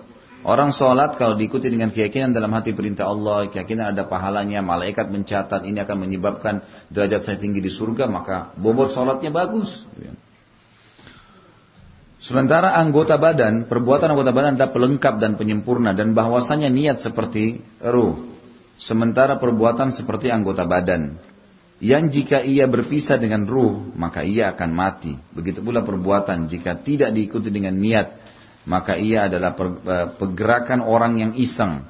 Maka mengetahui hukum perbuatan hati ini lebih penting daripada mengetahui hukum perbuatan anggota badan, karena ia adalah dasarnya, sedangkan hukum-hukum anggota badan hanya cabang darinya. Ibnu Qayyim juga mengatakan, barang siapa memperhatikan sumber-sumber dan dasar-dasar syariat, niscaya dia mengetahui keterkaitan perbuatan anggota badan dengan perbuatan hati, yaitu bahwa perbuatan badan tidak berguna tanpa perbuatan hati, bahwa perbuatan hati lebih wajib atas seorang hamba daripada perbuatan anggota badan. Ubudiyah hati, ubudiyah penyembahan, ya ibadah hati, tadi sudah kita sebutin ikhlas, tawakal dan seterusnya, lebih agung daripada ubudiyah anggota badan, ibadahnya anggota badan. Lebih banyak dan lebih kontinu, ubudiyah hati wajib di setiap waktu. Artinya keikhlasan, ya, ketulusan dan seterusnya tadi sudah kita sebutkan. Ibnu Qayyim rahimahullah juga menetapkan bahwa iman tidak sekedar membenarkan semata, akan tapi harus ada perkara lainnya, yaitu perkara hati yang mengandung cinta, tunduk dan penerimaan, Ibnu Taimiyah juga berkatakan meskipun iman mencakup pembenaran, akan tetapi ia bukan sekedar pembenaran, sungguhnya iman adalah pengakuan dan perasaan tenang. Hal ini karena membenarkan hanya berlaku untuk berita saja. Adapun perintah, maka ia tidak terkait dengan membenarkan dari sisi ia sebagai perintah. Padahal kalam Allah adalah berupa berita dan perintah. Berita menuntut kepercayaan kepada orang yang memberitakannya dan perintah menuntut ketundukan dan kepasrahan kepadanya. Dan ia adalah perbuatan hati. Porosnya adalah ketundukan dan kepatuhan kepada perintah walaupun tidak melaksanakan apa yang diperintahkan. Jika berita direspon dengan membenarkannya dan perintah direspon dengan ketundukan kepadanya, maka dasar iman dalam hati telah terwujud, yaitu ketenangan dan pengakuan, karena iman diambil dari kata-kata al-amnu yang berarti ketenangan dan juga ketentraman. Dan hal tersebut hanya terwujud jika pembenaran dan ketundukan telah bersemayam dengan mantap di dalam hati seseorang. Tentu ini ungkapan-ungkapan mereka yang sangat pekah ya, sangat dalam bahasannya, di mana mereka membahasakan harus kesimpulannya menggabungkan antara perbuatan anggota badan dengan perbuatan hati, dan perbuatan hati jauh lebih penting dalam masalah itu. Keyakinan ke dalam hati akan membuat seseorang terdongkrak untuk mengerjakan amalan badan. Jadi seperti itulah. Kita tutup nukilan-nukilan ini kata beliau dengan perkataan yang berharga dari Ibnu Qayyim rahimahullah, di mana beliau berkata semua masalah ilmiah pasti diikuti dengan iman hati, pembenaran dan cinta kepadanya, dan itulah perbuatan, bahkan ia merupakan dasar perbuatan. Masalah ini termasuk masalah yang dilalaikan oleh banyak orang yang berbicara dalam masalah-masalah iman, di mana mereka mengira bahwa ia sekedar pembenaran tanpa amal perbuatan. Ia termasuk kesalahan terburuk dan terparah, karena tidak sedikit dari orang-orang kafir meyakini kebenaran Nabi Muhammad SAW dan tidak meragukannya. Hanya saja pembenaran itu tidak diikuti dengan perbuatan hati dalam bentuk mencintai apa yang Nabi SAW bawa, menerima dan menginginkannya, wala atau loyal terhadapnya, dan bara atau anti karenanya. Maka janganlah melalaikan masalah ini, karena ia penting sekali yang dengannya Anda dapat mengetahui hakikat iman itu. Jadi ini semua hal-hal yang mendasar, yang sangat dalam, yang membuat kita membedakan kalau ada orang yang cuma sekedar lisan yang diucapkan, seperti banyak orang kafir mengakui risalah Nabi SAW tapi tidak mau mengikutinya, karena belum ada masalah keimanan yang dalam hati, belum diikuti dengan keyakinan dalam hati. Dari nas-nas yang dicantumkan di atas kita mengetahui perkara-perkara berikut. Pertama, agung dan besarnya masalah amal-amal hati, bahwa ia adalah ruh ubudiyah dan otaknya. Dari sini maka ia wajib atas seluruh mukallaf. Mukallaf itu orang yang sudah balik dalam Islam dan dalam kondisi normal, tidak gila. Itu namanya mukallaf. Dia punya beban hukum syar'i, balik, muslim dan berakal. Jadi dia harus tahu, diikuti dengan, karena kita bicara masalah iman di dalam hati. Ada tadi keyakinan di dalam hatinya gitu. Iman yang ada dalam hati berdiri di atas dua dasar, membenarkan dan meyakini kebenaran, mencintai dan menginginkan kebenaran itu. Jadi yang pertama meyakini kebenaran itu, mencintai dan menginginkan kebenaran itu. Yang pertama adalah dasar ucapan, dan yang kedua adalah dasar perbuatan. Ini iman yang ada dalam hati di atas dua dasar ini. Yang ketiga, membenarkan itu sendiri secara tersendiri bukan merupakan iman yang syar'i, akan tetapi harus disertai ketundukan dan kepasrahan kepada syariat Allah. Karena jika tidak, maka telah diketahui secara mendasar dalam agama Islam bahwa tidak sedikit ahli kitab dan orang-orang musyrik dulu dan sekarang mengetahui bahwa Muhammad adalah Rasulullah SAW, bahwa dia benar. Tapi meskipun begitu, mereka adalah orang-orang kafir karena mereka tidak melakukan tuntutan dari pembenaran ini dan bentuk mencintai, mengagungkan dan mengikuti Rasulullah SAW. Ini seperti kasus orang-orang Mekah ya, Abu Jahal, Abu Lahab. Mereka tahu Nabi Muhammad SAW seorang Nabi, tahu betul. Abu Jahal itu ditanya oleh Abu Sufyan, kenapa kau tidak beriman pada Muhammad? Apa pendapatmu tentang apa yang dibawa oleh Muhammad? Kata Abu Jahal, saya yakin semuanya benar. Kata Abu Sufyan, lalu kenapa kau enggak ikut? Kalau kamu ikut, kamu raja kami, pasti satu Mekah ini akan ikut. Kata Abu Jahal, dari dulu suku Muhammad sama suku saya bersaing di Mekah. Mereka siapin pasukan perang untuk Mekah, suku saya juga siapin. Mereka berikan makan untuk jemaah haji, kami juga lakukan itu. Dan sekarang dari suku Muhammad keluar Nabi, suku saya tidak ada. Kalau saya beriman pada Muhammad, berarti suku saya kalah. Nah ini yang dimaksud contoh ya. Orang meyakini kebenaran Nabi tapi tidak mau ikutin. Dan ini juga ditarik dalam kehidupan setiap muslim setiap hari. Kalau ada di antara kita yang hadir di sini, dia tahu itu perintah Allah sholat, tapi nggak mau sholat. Ini bukan orang beriman. Kenapa kok nggak mau sholat? Apa alasannya? Gitu. Kalau dia bilang, kalau kita simpulkan dia belum punya iman, memang kata kunci saya bilang tadi, tangga untuk mendapatkan iman adalah ilmu. Beda orang hadir di majelis ilmu begini sejam 2 jam dengan sebelum hadir memang sudah hadir, pasti beda. Ada iman yang didapatkan. Bagaimana kalau setiap pekan, setiap hari terus menerus dari ilmu ke ilmu, berapa banyak yang dia dapatkan dan berapa kental, berapa tebal iman yang dia dapatkan. Kesimpulan yang kita bacakan tadi panjang lebar ya. Yang keempat bahwasanya golongan Murji'ah Al-Karramiyah, ini ada di footnote-nya ya. Al-Karramiyah adalah pengikut Muhammad bin Karram Al-Sijistani. Ada footnote, ada angka 1 ya di situ di poin keempat. Al-Karramiyah di bawah ada footnote-nya. Adalah pengikut Muhammad bin Karram Al-Sijistani, wafat tahun 255 Hijriah. Maka adalah sekte-sekte yang berbeda-beda dari ahli itsbat. Didominasi oleh pendapat Murji'ah yang mengatakan iman itu hanya perkataan saja, tidak diikuti dengan perbuatan. Dalam masalah iman dan tashbih dalam sifat Allah. Tashbih itu menyerupakan. Jadi misal Allah punya tangan, mereka menggambarkan tangannya Allah seperti tangan makhluk. Itu namanya mentashbihkan, gitu kan?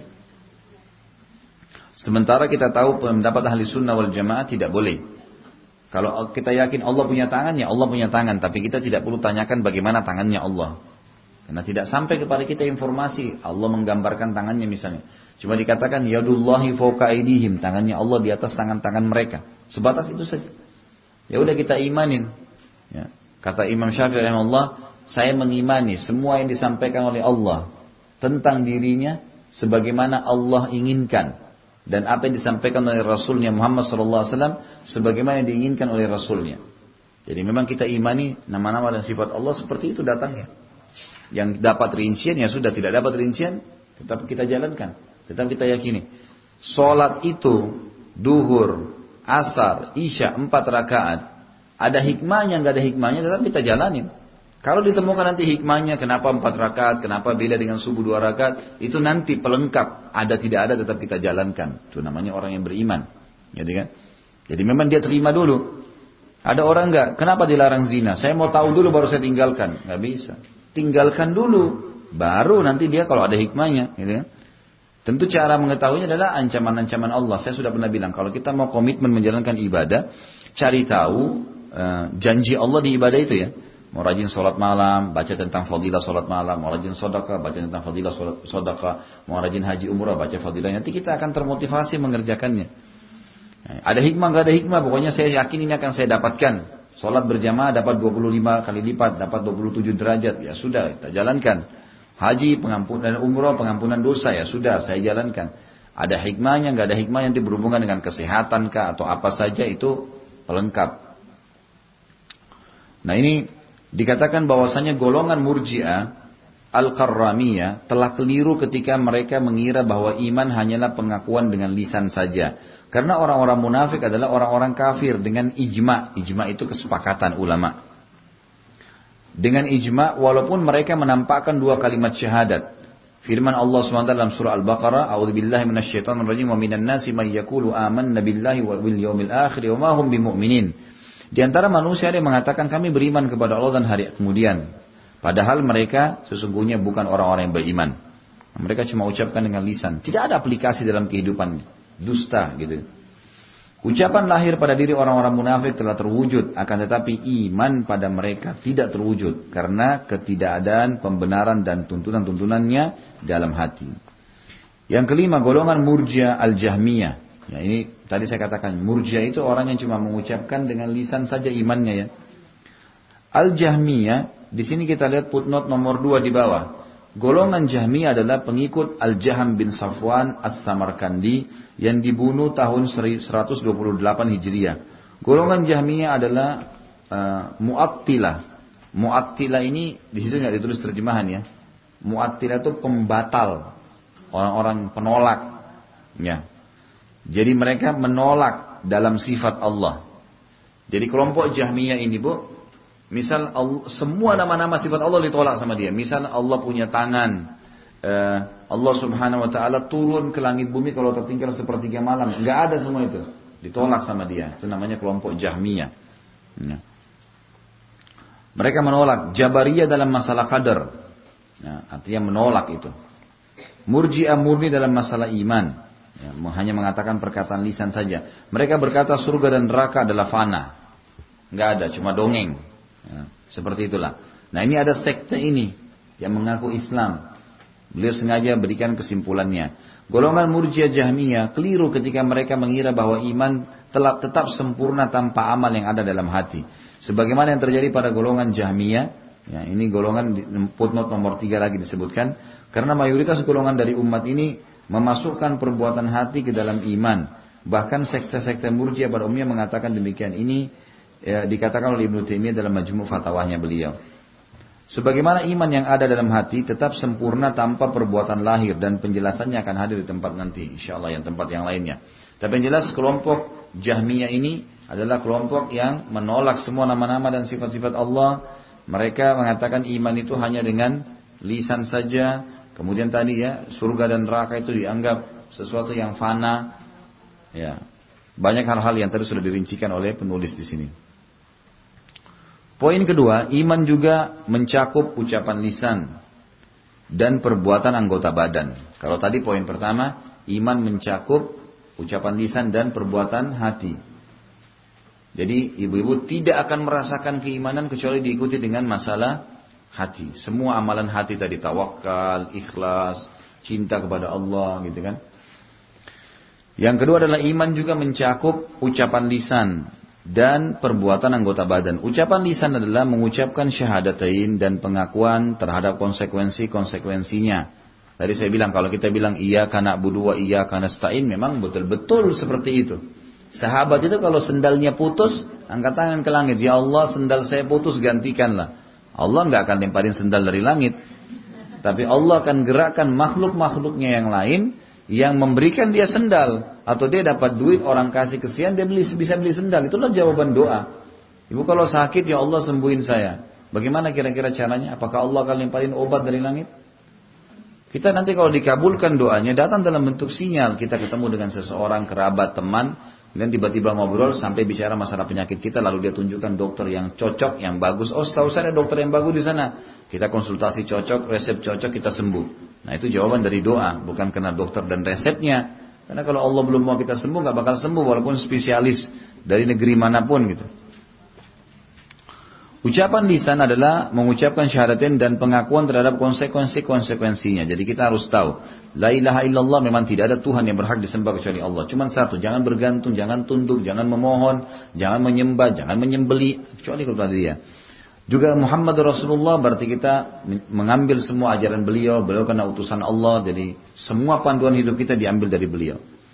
Adapun perbuatan-perbuatan badan, maka ia adalah perbuatan yang tidak terlaksana kecuali dengannya, seperti sholat, haji, jihad, amar ma'ruf dan nahi mungkar. Maksudnya amalan yang tidak bisa terjadi kecuali dengan anggota tubuh kita, seperti sholat, gerakan, haji, jihad, amar ma'ruf dan nahi mungkar.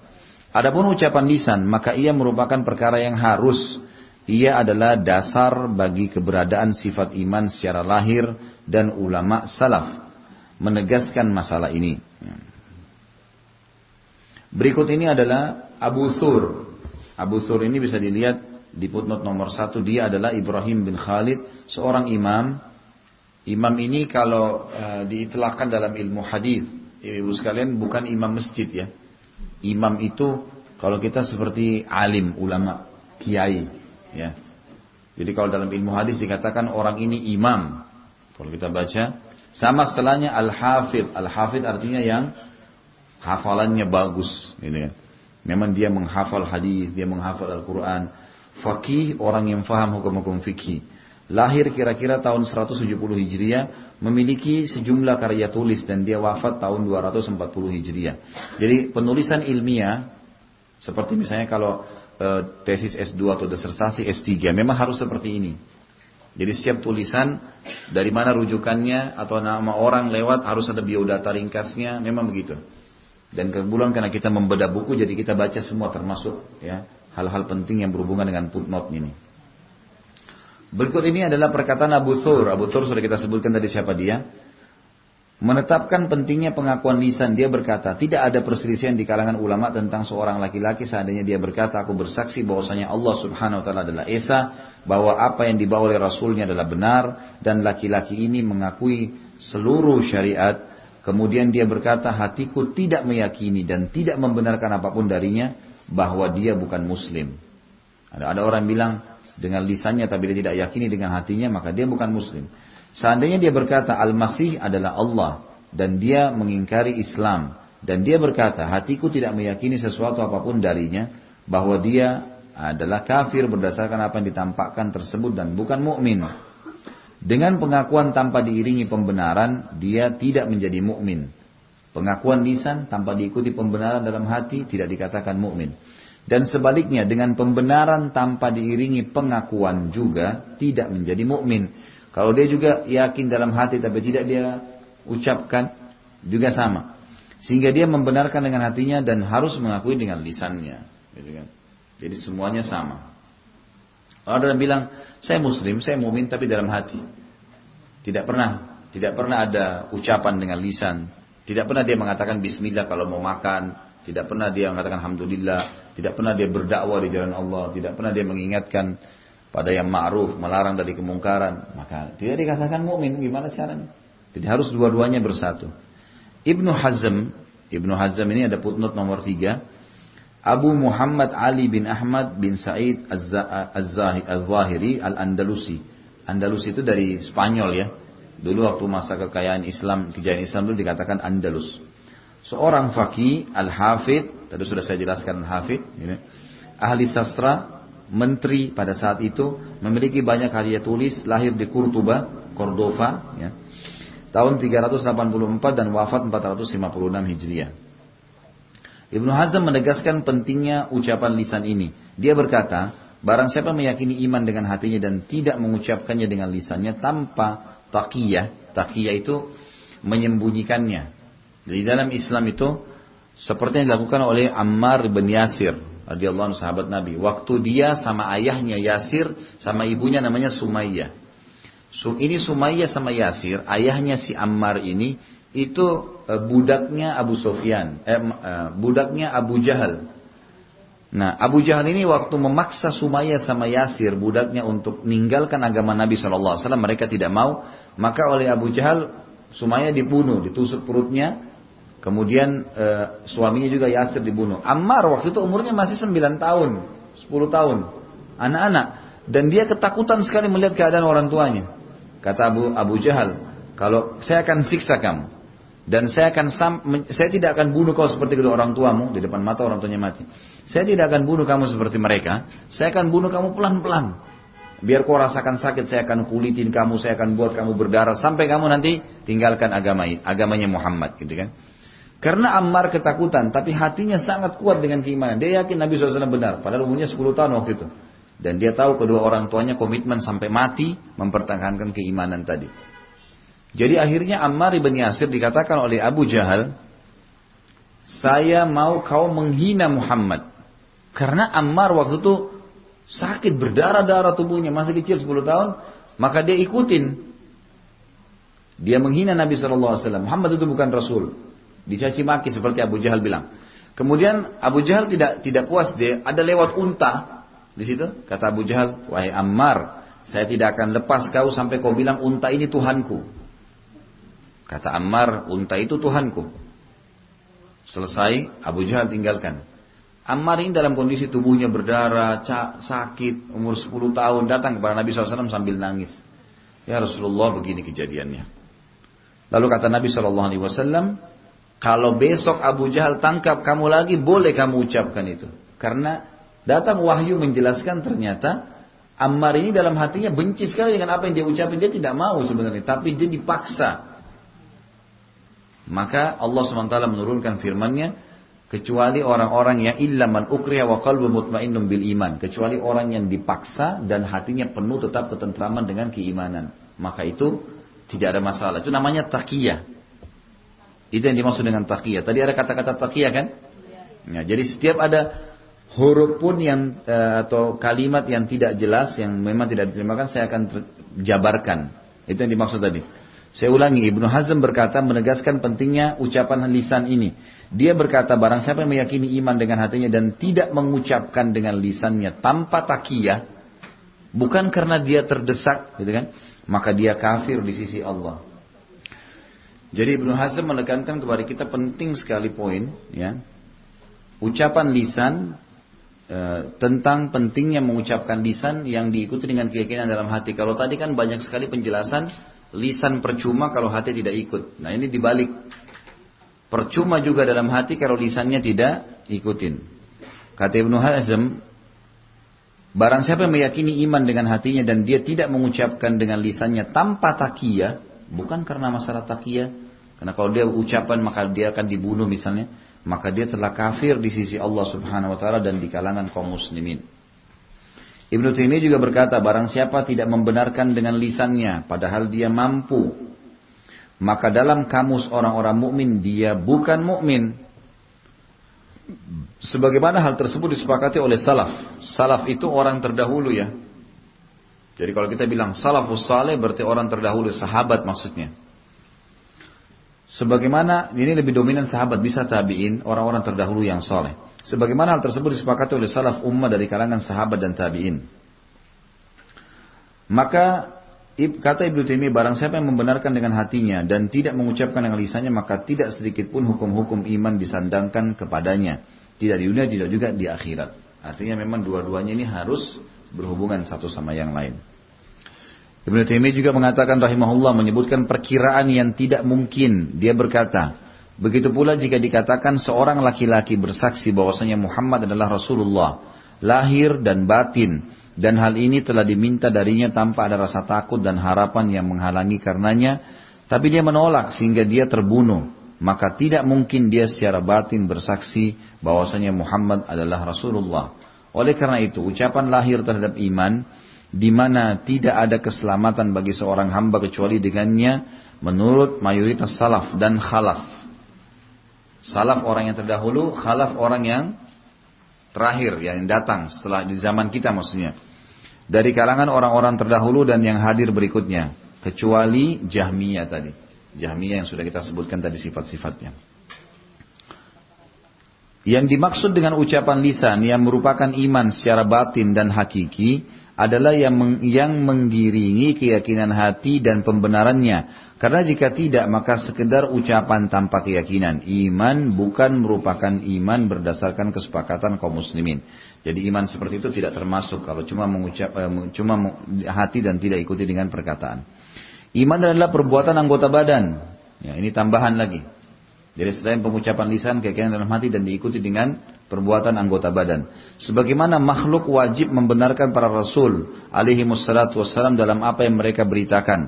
Mereka juga harus mentaati mereka para pengikut harus mentaati para rasul dalam apa yang mereka perintahkan. Iman kepada rasul tidak terwujud dengan mendurhakainya sama sekali. Firman Allah Subhanahu wa taala surah An-Nisa ayat 64, A'udzu billahi minasyaitonir rajim, wa ma arsalna mir rasulin illa liyuta'a biidznillah. Dan kami tidak utus seorang rasul pun melainkan memang harus untuk ditaati dengan izin Allah. Perbuatan-perbuatan anggota badan menginduk kepada perbuatan-perbuatan hati dan tuntunannya.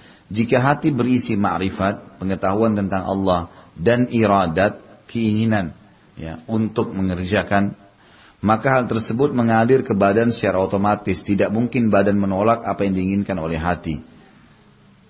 Oleh karena itu Nabi SAW bersabda, Ala wa inna fil jasati mudgha, idha salaha laha sa'irul jasad, wa idha fasadat fasada laha sa'irul jasad, ala wahiyal qalb. Ketahuilah jika di dalam jasad terdapat seongkoh daging, jika ia baik maka baiklah seluruh tubuh, jika ia rusak maka rusaklah seluruh tubuh, ketahuilah dia adalah hati. Hadis ini riwayat Imam Bukhari.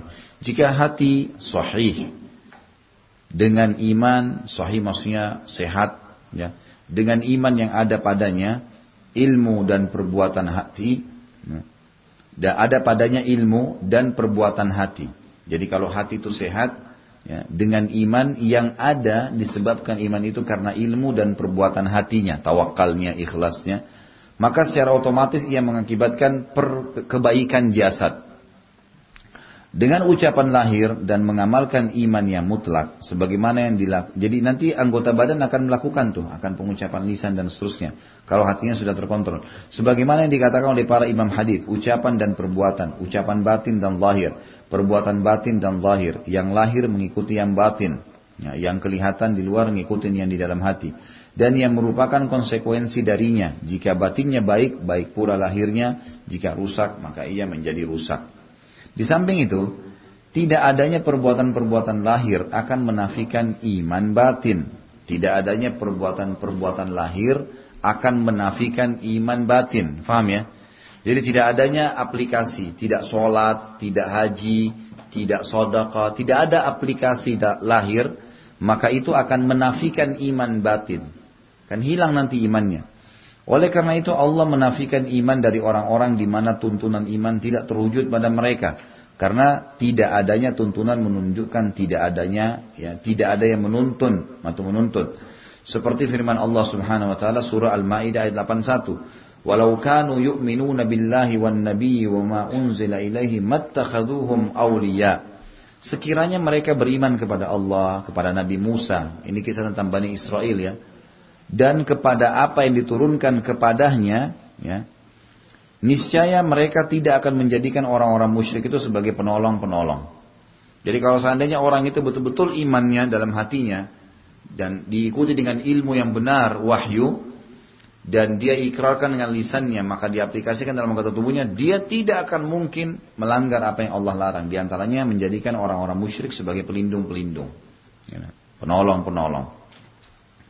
Surah Al-Mujadilah ayat 22. La tajidu qauman yu'minuna billahi wal yawmil akhir yuwadduna man haddallaha wa rasulah. Kamu tidak akan mendapati kaum yang beriman kepada Allah dan hari akhir. Tidak mungkin terjadi pada orang-orang yang beriman pada Allah dan hari akhir saling berkasih sayang dengan orang-orang yang menentang Allah dan Rasulnya. Gak mungkin. Orang yang salah diingatkan salah. Tidak mungkin dia malah berbaik-baik dengan orang yang salah. Karena komitmen, semua yang benar, benar di mata Allah, semua yang salah, salah di mata Allah. Maka zahir dan batin saling berkait, dan yang zahir tidak menjadi lurus kecuali dengan lurusnya yang batin. Jadi batin maksudnya hati, ya, dalam tubuh kita, dalam hati kita. Jika batin lurus, maka zahir juga pasti akan lurus secara otomatis. Ya. Baik, kita akan tutup dengan poin ini tentunya, ya. Penjelasannya, jika iman batin yang ada di dalam hati terwujud, iman batin di dalam hati terwujud dengan ilmu yang benar, niscaya secara otomatis ia berpengaruh pada yang zahir, yang kelihatan. Tidak mungkin salah satunya terpisah dari yang lain. Keinginan yang kuat untuk berbuat ditambah kemampuan yang sempurna membawa kepada terwujudnya apa yang mungkin terwujud. Jika cinta kepada Allah dan Rasulnya terpatri di dalam hati, maka ia menuntut sikap loyal, wala' kepada wali-walinya, wali Allah, dan anti atau barak terhadap musuh-musuhnya. Otomatis akan melahirkan itu. Kita akan selalu merasa nyaman dengan orang-orang yang beriman seperti kita, dan kita akan merasa tidak nyaman dengan orang-orang yang tidak sejalan, gitu kan. Misal, ya, contoh kita kalau ambil orang-orang, tidak usah orang kafir sama orang beriman. Misalnya orang yang sudah rajin beribadah dengan orang yang bermaksiat, tidak akan nyaman duduk bersama, gitu kan. Kalau orang yang terbiasa di tempat-tempat kemaksiatan, buang-buang waktu, ghibah, mungkin melakukan kemaksiatan, terus dipanggil datang ke majelis ilmu seperti ini, nggak bakal betah, panas pantatnya mau berdiri. Orang yang biasa di majelis ilmu tidak mau lagi duduk di diskotik, buang-buang waktu, di bar, di kafe, nggak ada waktu, nggak ada keinginan untuk itu, hilang itu, gitu kan? Kata dalam hadis yang menguatkan ini adalah hadis Nabi SAW, al-arwahu junudun mujannadah. Ruh itu tergantung nanti kita membinahnya, membiasakannya, gitu kan? Jadi kalau kita biasakan dengan keimanan, maka dia nanti akan bersatu seperti connect dengan orang yang seiman sama dia, sama dengan keimanannya. Dan apa yang bertolak belakang dengan itu dia merasa tidak nyaman dengannya. Itu sudah sunnatullah, gitu kan? Orang yang mau menikah, kalau dia terbiasa di majelis ilmu, dia cari orang yang soleh dan soleha. Orang yang biasa di bar setiap malam, dia cari juga orang yang sama dengan dia. Ya, tidak mungkin dia mau cari yang lain, karena memang ruhnya itu, kejiwaannya tidak akan sejalan. Dia tidak mau dengan itu. Dari sini kata beliau, tidak mungkin seorang yang beriman kepada Allah SWT mengakui kewajiban-kewajiban, tetapi pada saat yang sama dia meninggalkan ketaatan-ketaatan tersebut dan menolak melaksanakannya. Ibnu Taimiyah berkata, tidak mungkin seseorang yang beriman dengan iman yang kokoh di dalam hatinya bahwa Allah mewajibkan sholat, zakat, puasa, haji, lalu dia hidup sepanjang hayat tanpa pernah bersujud sekalipun kepada Allah, tidak puasa Ramadan, tidak menunaikan zakat karena Allah, dan tidak haji ke Ka'bah atau ke Ka'bahnya. Ini tidak mungkin. Ini tidak akan terjadi kecuali karena kemunafikan dan kezindikan di dalam hati. Zindik itu kefasikan, orang yang terlalu luar biasa, kerusakan dalam jiwanya dengan pelanggaran-pelanggaran agama, itu namakan zindik. Samalah dengan orang munafik, gitu kan. Tidak bersama dengan iman yang sahih. Ya, saya ulangi di sini dikatakan, ini tidak mungkin terjadi. Ini tidak akan terjadi kecuali karena kemunafikan. Kalau misalnya ada orang yang mengatakan beriman pada Allah tapi tidak pernah sama sekali aplikasikan perintah-perintah Allah, tidak pernah tinggalkan larangan, maka ini berarti kemunafikan dan kezindikan. Tidak bersama dengan iman yang sahih. Tidak mungkin dia bersatu sama iman dalam hati. Oleh karena itu Allah mencap orang-orang kafir karena penolakan bersujud dalam firman-Nya surah Al-Qalam 42-43. Padahal orang-orang kafir Mekah itu mengakui Allah, cuma nggak mau sujud, nggak mau ikutin perintah. A'udzu billahi minasyaitonir rajim. Yauma yukshafu an sakin wa yud'auna ila sujudi fala yastati'un. Khashi'atan absaruhum tarhaquhum dhillah wa qad kanu yud'auna ila sujudi wa hum salimun. Jadi sebelum saya baca terjemahan, ada orang-orang nanti hari kiamat, Bu. Itu yang nanti hari kiamat mereka tahu nih ada kelompok orang-orang beriman. Dan mereka sudah tahu ternyata orang-orang ini karena suka sujud, ibadah dulunya di dunia. Mereka juga ingin sekarang tapi di akhirat, gitu kan? Pada saat itu. Maka sudah tidak bisa. Mereka mau sujud tidak bisa. Tubuhnya jadi kaku, gitu kan? Mau sujud pun pada itu sudah nggak bisa. Ini Allah ceritakan dalam surah Al-Qalam ayat 42-43. Pada hari betis disingkapkan, hari kiamat diistilahkan dengan betis disingkap, gitu kan? Karena pakaian orang-orang nanti itu akan menyingkap semua betisnya. Jadi kata Nabi SAW dalam hadis yang lain, kalian akan semua kita akan dibangkitkan dalam kondisi telanjang pakaian, telanjang kaki, tidak pakai alas kaki dan tidak terkhitan. Maka kata Aisyah radhiyallahu anha, ya Rasulullah, kalau begitu orang saling lihat-melihat laki-laki sama perempuan. Kata Nabi SAW, hai Aisyah, pada zaman itu, waktu itu bukan lagi seperti yang kau bayangkan. Udah lain. Sekarang gini, kalau tiba-tiba Jakarta ini diserang oleh musuh, ini orang-orang pada dibantai-bantain sama musuh di jalan. Kemudian ada orang lari telanjang, ibu masih mau lihat lagi?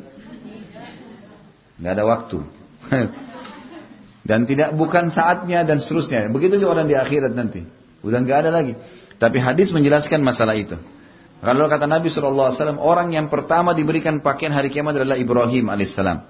Dan pakaian di hari kiamat nanti itu akan menyingkap betis. Memang betisnya tidak tertutup manusia itu. Maka disilakan hari kiamat juga hari betis tersingkap. Kata Allah di sini pada saat hari betis disingkapkan dan mereka dipanggil untuk bersujud. Pada saat itu mereka orang beriman, mereka mau sujud. Kata Allah silahkan. Maka mereka tidak kuasa. Dalam keadaan pandangan mereka tunduk ke bawah, lagi diliputi kehinaan. Dan sungguhnya mereka dahulu di dunia telah disuruh untuk sujud, tapi mereka dan mereka dalam keadaan sejahtera. Gampang di dunia. Tinggal patuh sama Allah, mencari tahu dengan ilmu, majelis ilmu begini, kemudian sujud, jalanin saja perintahnya. Masuk surga, gitu kan? Sampai ada seorang sahabat mengatakannya, Rasulullah, saya ingin bersama anda di akhirat. Kata Nabi SAW, kau punya permintaan lain? Dia bilang, ya Rasulullah, saya cuma ingin sama anda pokoknya di akhirat. Nabi ulangi 3 kali, apa kau punya permintaan lain? Dia bilang, saya ingin hanya bersama anda di akhirat. Karena kalau sama Nabi sudah pasti selamat lah. Ya maksudnya gitu, bersama Nabi, tingkat derajat di surganya. Pokoknya sama Nabi, di mana Nabi dia ada, gitu kan? Kata Nabi SAW, baiklah, tolong saya, gitu kan, dengan memperbanyak sujud. Kamu harus selalu banyak sujud. Jadi sholat, sujud, gitu kan, kepada Allah SWT. Juga ada hadis yang menjelaskan dahi yang biasa sujud ya kepada Allah SWT tidak akan terbakar oleh api neraka. Baik, kita tutup bahasan kita dengan paragraf yang ini ya, lembaran terakhir ini. Nanti kita lanjut insyaallah poin keempat, masalah iman lahir dan batin ya. Jika telah terbukti bahwasanya iman mencakup ucapan lisan dan perbuatan anggota tubuh, maka jelaslah bagi kita sebagai berikut. Agungnya masalah ucapan lisan dan perbuatan anggota badan dan keagungan keduanya, dan bahwa antara keduanya dengan ucapan dan perbuatan hati terkait, ya, terdapat terketaikan. Jadi beliau ini coba memisahkan dari tiga definisi tadi, ikrar dengan lisan, yakin dengan hati, perbuatan dengan anggota tubuh, dirincikan dulu sama dia. Ini tadi sebenarnya rincian semua. Kembali kepada definisi itu sebenarnya tadi ya. Cuma bagaimana itu dimunculkan. Ya. Jadi beliau mengatakan awal poin 1 tadi, bagaimana lisan itu diikuti dengan keyakinan hati dan satu sama lain terkait. Sekarang ditambah dengan beliau adalah bagaimana lisan hati itu diikuti dengan perbuatan anggota tubuh. Kekeliruan golongan Jahmiyah yang mengklaim bahwasanya iman hanya sekedar mengetahui Allah dengan hati walaupun tanpa ucapan dan perbuatan. Abu Ubaid al-Qasim bin Salam telah membantah ucapan ini dan mengatakan bahwa ia menyimpang dari ucapan para pengikut agama yang lurus karena ia bertentangan dengan firman Allah dan sabda Rasulullah sallallahu alaihi wasallam dengan menolak dan mendustakannya. Kemudian dia berkata, seandainya perintah dan agama Allah seperti yang mereka katakan, niscaya tidak akan diketahui perbedaan Islam dan jahiliyah. Tidak pula agama-agama dibedakan sebagian dengan sebagian yang lainnya, di mana dia menerima dari mereka klaim yang ada di dalam hati mereka tanpa harus menunjukkan pengakuan terhadap apa yang dibawa oleh kenabian. Jadi kalau tidak ada hubungannya antara hati dengan aplikasi anggota tubuh dengan lisan, maka nanti akan tidak ada perbedaan antara agama-agama yang ada. Kekeliruan golongan Maturidiyah, ini nama lain ya. Kita bisa lihat footnote nomor 2, golongan lain. Mereka adalah para pengikut Abu Mansur al-Maturidi. Beliau wafat tahun 333 Hijriah. Mereka termasuk yang mengingkari sifat-sifat Allah atau mu'attilah, membatalkan sifat-sifat Allah. Sefaham dengan Murji'ah dalam masalah iman. Ya, jadi cuma pengucapan lisan saja. Dalam bertalaki, talaki ini mengambil ilmu. Ya, istilah talaki berarti mengambil ilmu. Dalam bertalaki bermetode ahli kalam. Ya, ditambah dengan kemiripan yang besar dengan Asy'ariyah. Jadi mereka pada saat bertalaki mereka hanya menggunakan metode ahli kalam. Intinya apa saja yang dinukil, ada dalil nggak ada dalil, jalanin saja. Itu yang dimaksud. Ya. Ringkasnya Maturidi adalah dinisbatkan kepada orang tadi yang bernama Abu Mansur al-Maturidi. Kekeliruan golongan Maturidiyah yang mengatakan bahwa ucapan lisan merupakan rukun yang lebih, bukan dasar. Ini hanya syarat yang diberlakukannya hukum-hukum dunia. Sampai-sampai mereka berkata, barang siapa yang membenarkan dengan hatinya dan tidak mengakui dengan lisannya, maka menurut kami dia kafir. Sementara menurut Allah dia mukmin, termasuk penghuni surga. Gitu kan? Jadi ini keyakinan mereka lah. Barang siapa yang membenarkan dengan hatinya tapi tidak mengikuti dengan lisannya, maka menurut kami mereka adalah kafir. Sementara menurut Allah dia mukmin, termasuk penghuni surga. Jadi di sini maksudnya harus difahamin dia bagian daripada rukun. Ya. Kalau orang-orang Maturidi tidak menganggap itu sebuah rukun, ya, jadi bisa saja terpisah. Kekeliruan golongan Murji'ah pada umumnya yang tadi menolak atau mengatakan iman cuma dengan lisan, yang mengeluarkan amal perbuatan dari lingkup iman, sehingga di antara mereka berkata barang siapa yang mewujudkan hakikat pembenaran atau tasdik dengan hati, dia melaksanakan ketaatan atau melakukan kemaksiatan, maka pembenarannya utuh seperti apa adanya, sama sekali tidak berubah. Orang-orang Murji'ah ini tidak membedakan antara jenis amal perbuatan yang merupakan syarat kesahihan iman pada ahli sunnah dengan satuan-satuan amal perbuatan di mana orang-orang yang meninggalkannya dianggap tidak sempurna imannya. Penjelasannya nanti akan hadir insya Allah karena ada bahasannya.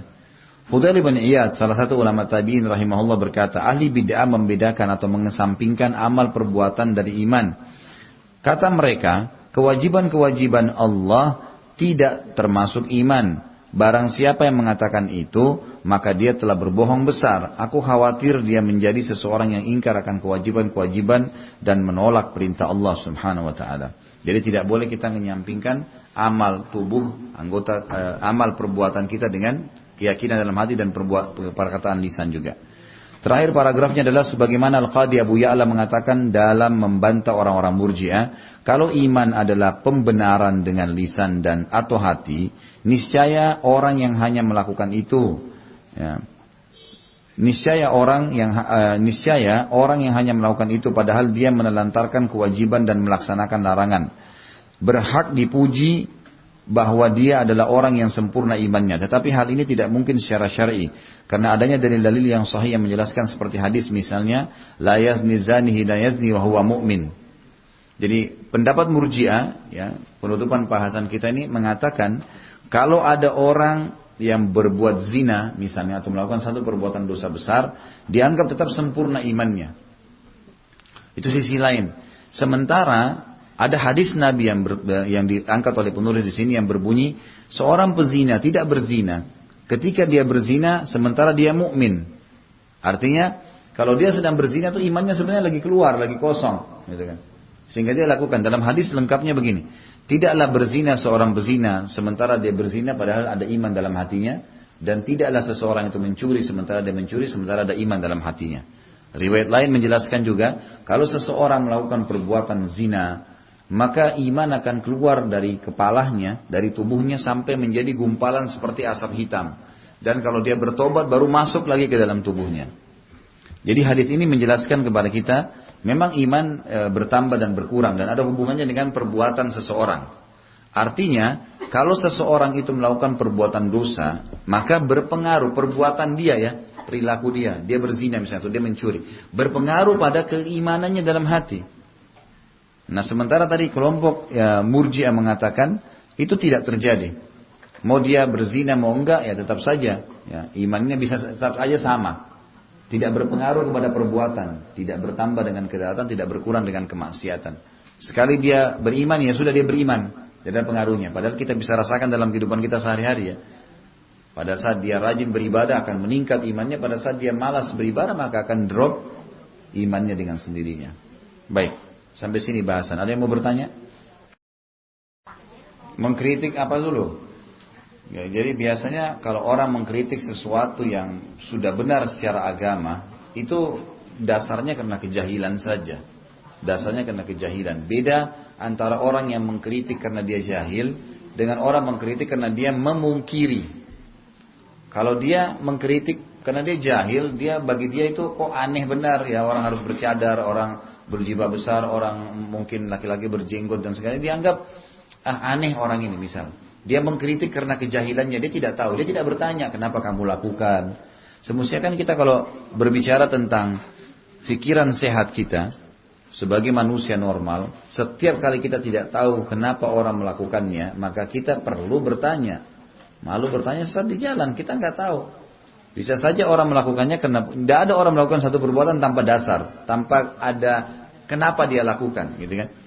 Maka pasti ada alasan kenapa dia lakukan. Dan saya pernah menjelaskan, salah satu kaidah penting dalam agama kita adalah dalam tazkiyatun nafs, pensucian jiwa seseorang, ibu harus menyampaikan argumentasi, alasan kenapa melakukan satu perbuatan, baik atau buruk. Itu untuk mengkelirkan permasalahan, ya. Misal gini, saya mau ke masjid. Lalu ada orang yang bertanya kepada saya, mau kemana Pak? Pertanyaan sudah dilemparkan. Kalau kita jelaskan perbuatan yang kita kerjakan baik tanpa alasan, bisa masuk ke bab riya. Tapi kalau ditanya, itu tidak masuk dalam bab riya. Asal kita bisa ngontrol. Bapak mau kemana? Oh saya mau ke masjid. Anak kita, istri, suami yang nanya, atau orang, jelaskan. Mau kemana? Mbak pagi ini, oh saya mau ke majelis taklim. Ya. Kita sampaikan karena ditanya. Menjelaskan alasan. Ya. Karena sudah ditanya. Jangan pernah ditanya, diam. Memang menjelaskan. Sama halnya kalau orang berbuat buruk. Misal kita menjatuhkan sebuah gelas sehingga pecah. Atau kita melakukan satu perbuatan. Kalau kita ditanya, ya, kenapa kamu lakukan? Jelaskan. Oh iya, tadi saya buru-buru sehingga jatuh. Penjelasan kenapa kita lakukan itu akan menyelesaikan permasalahan clear. Orang tidak bertanya terus. Jatuh gelas, kenapa kamu jatuhkan? Sudahlah, urusan saya. Orang langsung menilai buruk dan itu akan terus tertanam selamanya. Orang kalau masih jahil dengan sesuatu, kata kuncinya bertanya. Jangan langsung menilai orang, gitu kan? Karena kalau dia tidak bertanya, maka dia akan terus terbawa dengan keburukan, penilaian buruk terus kepada orang, tidak selesai, dan dia pun akan jahil. Kalau ini berarti orang ini jahil yang memang perlu diingatkan. Kalau dia memungkiri, memang mengatakan ini nggak ada dalam Islam, itu lain, ini bahaya sekali. Ini masuk nanti dalam bahasan kita. Kita belum masuk sebenarnya ke poin-poin pembatalan keislaman ya. Ini masih baru masalah keimanan itu yang kita rincikan. Nanti ini akan memudahkan kita memahami poin-poin pembatalan keislaman. Nanti akan ada masuk poin-poinnya diantaranya orang yang menolak secara mutlak, gitu kan? Yang berhubungan dengan perintah Allah Subhanahu Wa Taala itu bisa sampai tingkat kekufuran, membatalkan keislamannya. Jadi kalau dia membangkang, karena pembangkangan maka itu bisa berbahaya buat dia. Ya Bu ya, jadi sebaiknya kalau ada diantara teman-teman kita muslimah atau muslim yang memang sudah menjalankan perintah agama, kita mestinya mengatakan Masya Allah, kamu sudah bisa jalankan ya. Apa kira-kira sebabnya ya, biar kita dengar gitu kan. Mungkin dia sering ikut taklim, dari taklim ke taklim, atau dia sudah mengubah penampilannya, ya kita bisa tanya, dengarkan dari dia. Oh mungkin alasannya masuk akal.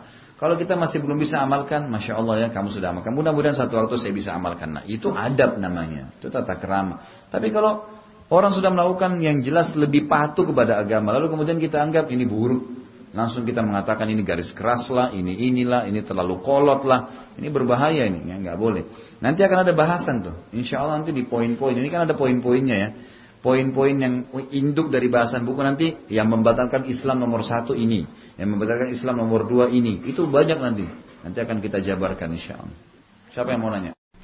Ujian itu dia lebih global maknanya, karena orang kalau ikut tes ujian juga kan namanya, artinya sesuatu yang cuma mengetes potensi dia, itu ujian. Dan ini tidak disebutkan sebenarnya kalau dalam agama ya. Jadi dia lebih banyak kecobaan sama musibah. Kalau orang masukkan ujian, dia dimasukkan dalam cobaan. Karena itu lebih kepada mengetes keterampilan. Kayak begitu ya. Baik, ini hampir 11:30. Saya 11 lewat. Saya harus ke Masjid Khutbah Jumat di Blok M. Ya mungkin insya Allah kita ketemu lagi. Bagi ibu-ibu yang belum hadir di hari Senin dan ada waktu, silakan hadir. Ada bahasan kitab kita Minhajul Muslim dengan waktu yang sama. Dan hari Jumat kita lanjutkan bahasan kita ini. Dan bagi yang belum tahu juga silakan ngikutin ceramah-ceramah saya, sudah cukup banyak di web dan di YouTube. Kalau di web tinggal www.khalidbasalama.com, tinggal diklik, bisa di-download gratis, bagikan kepada orang-orang, itu jadi amal jariah insyaallah. Itu sangat baik. Dan kalau ada pertanyaan, saya sudah sarankan buat sebuah buku tulis khusus judulnya tanya jawab. Nanti ditulis masalah akidah, masalah rumah tangga, masalah ekonomi, apa saja nanti coba ditulis di kertas, nanti ditanyain di waktu tema yang sedang kita bahas. Sehingga ada jawaban yang saya bisa kasih. Dan tidak terulang pertanyaan karena sudah ditulis. Mungkin begitu. Mudah-mudahan semua orang yang sakit disembuhkan penyakitnya. Semua yang terlilit utang dilunasi utangnya.